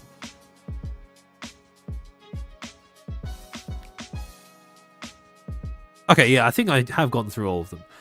Alright, not quite sauna time, but I think close enough given everything going on. So, I will need to be preparing stuff for next week's streams, but in the meantime, thank you, all of you, for tuning into this stream. Thank you for sitting with me as I go through certain things, as I yap and moralize, wax poetic about the state of the industry and the mess that it is sometimes. Some of the more taboo topics. But I hope this has been somewhat entertaining, perhaps even informative for you in some way. Maybe someday we will get the mythical social reform for this industry that everyone seems to want, that everyone expresses that they want, but no one seems to actually want to get their hands dirty to do. But until then, I'll be yapping as always, and I hope you guys will be along with me for the ride. Barmin, remember when Mountain Dew did Toho and Gachi Muchi videos back in 2015. I think it's the same. Yeah, it is the same Mountain Dew. It is crazy to think about how much things have changed in terms of public perception over the past few years. But yeah. Master N, you missed, thank you for the 2, you missed one member from Gabriel? Hold on, let me go back and check. I'm going to be sending you guys onto Sayu's birthday stream, by the way, so I'll just lock that in before I end the stream. Hold on, let me go back and check. Thanks for reminding me, Master N. Missed a membership from Gabriel. Oh, Gabriel, thank you for being a footstool for 11 months. Can you link the videos so we know to avoid them? Are you talking about Melodies? Are you talking about Melodies videos? I think you can find that on your own if you look hard enough. I don't think it's something I want to be linking, especially not YouTube of all places. But again, remember that if you do choose to go looking for this, feel free to, you know... anything that I end up saying over the course of a stream, by the way, because I provide where I get the information from, feel free to go yourself and just, you know, look through the sources just to make sure that I'm not spouting bullshit. Because I can get things wrong, right? Just in the same way that I try to discourage you guys from putting other creators on pedestals, so too do I want you to discourage yourselves from putting me on a pedestal. Because I don't belong there, let's be honest, right? So... yeah, if I say anything over the course of a stream, you want to confirm it for yourself, look up the sources on your own, by all means, go ahead and do so. I try to make it easy, but, you know, there's no harm in looking for yourself as well. It's a good little bit of training critical thinking. And so, on that note, I will be ending things here and sending you guys off to Sai. Please wish her a happy birthday, and please enjoy yourselves over there. Behave, although I don't think I need to say that to you guys at this point. And yeah, I'll see you guys next week for the fanfiction stream and and the read-through of Kaito Noguchi's autobiography. Otsu Chair. Otsu Chair.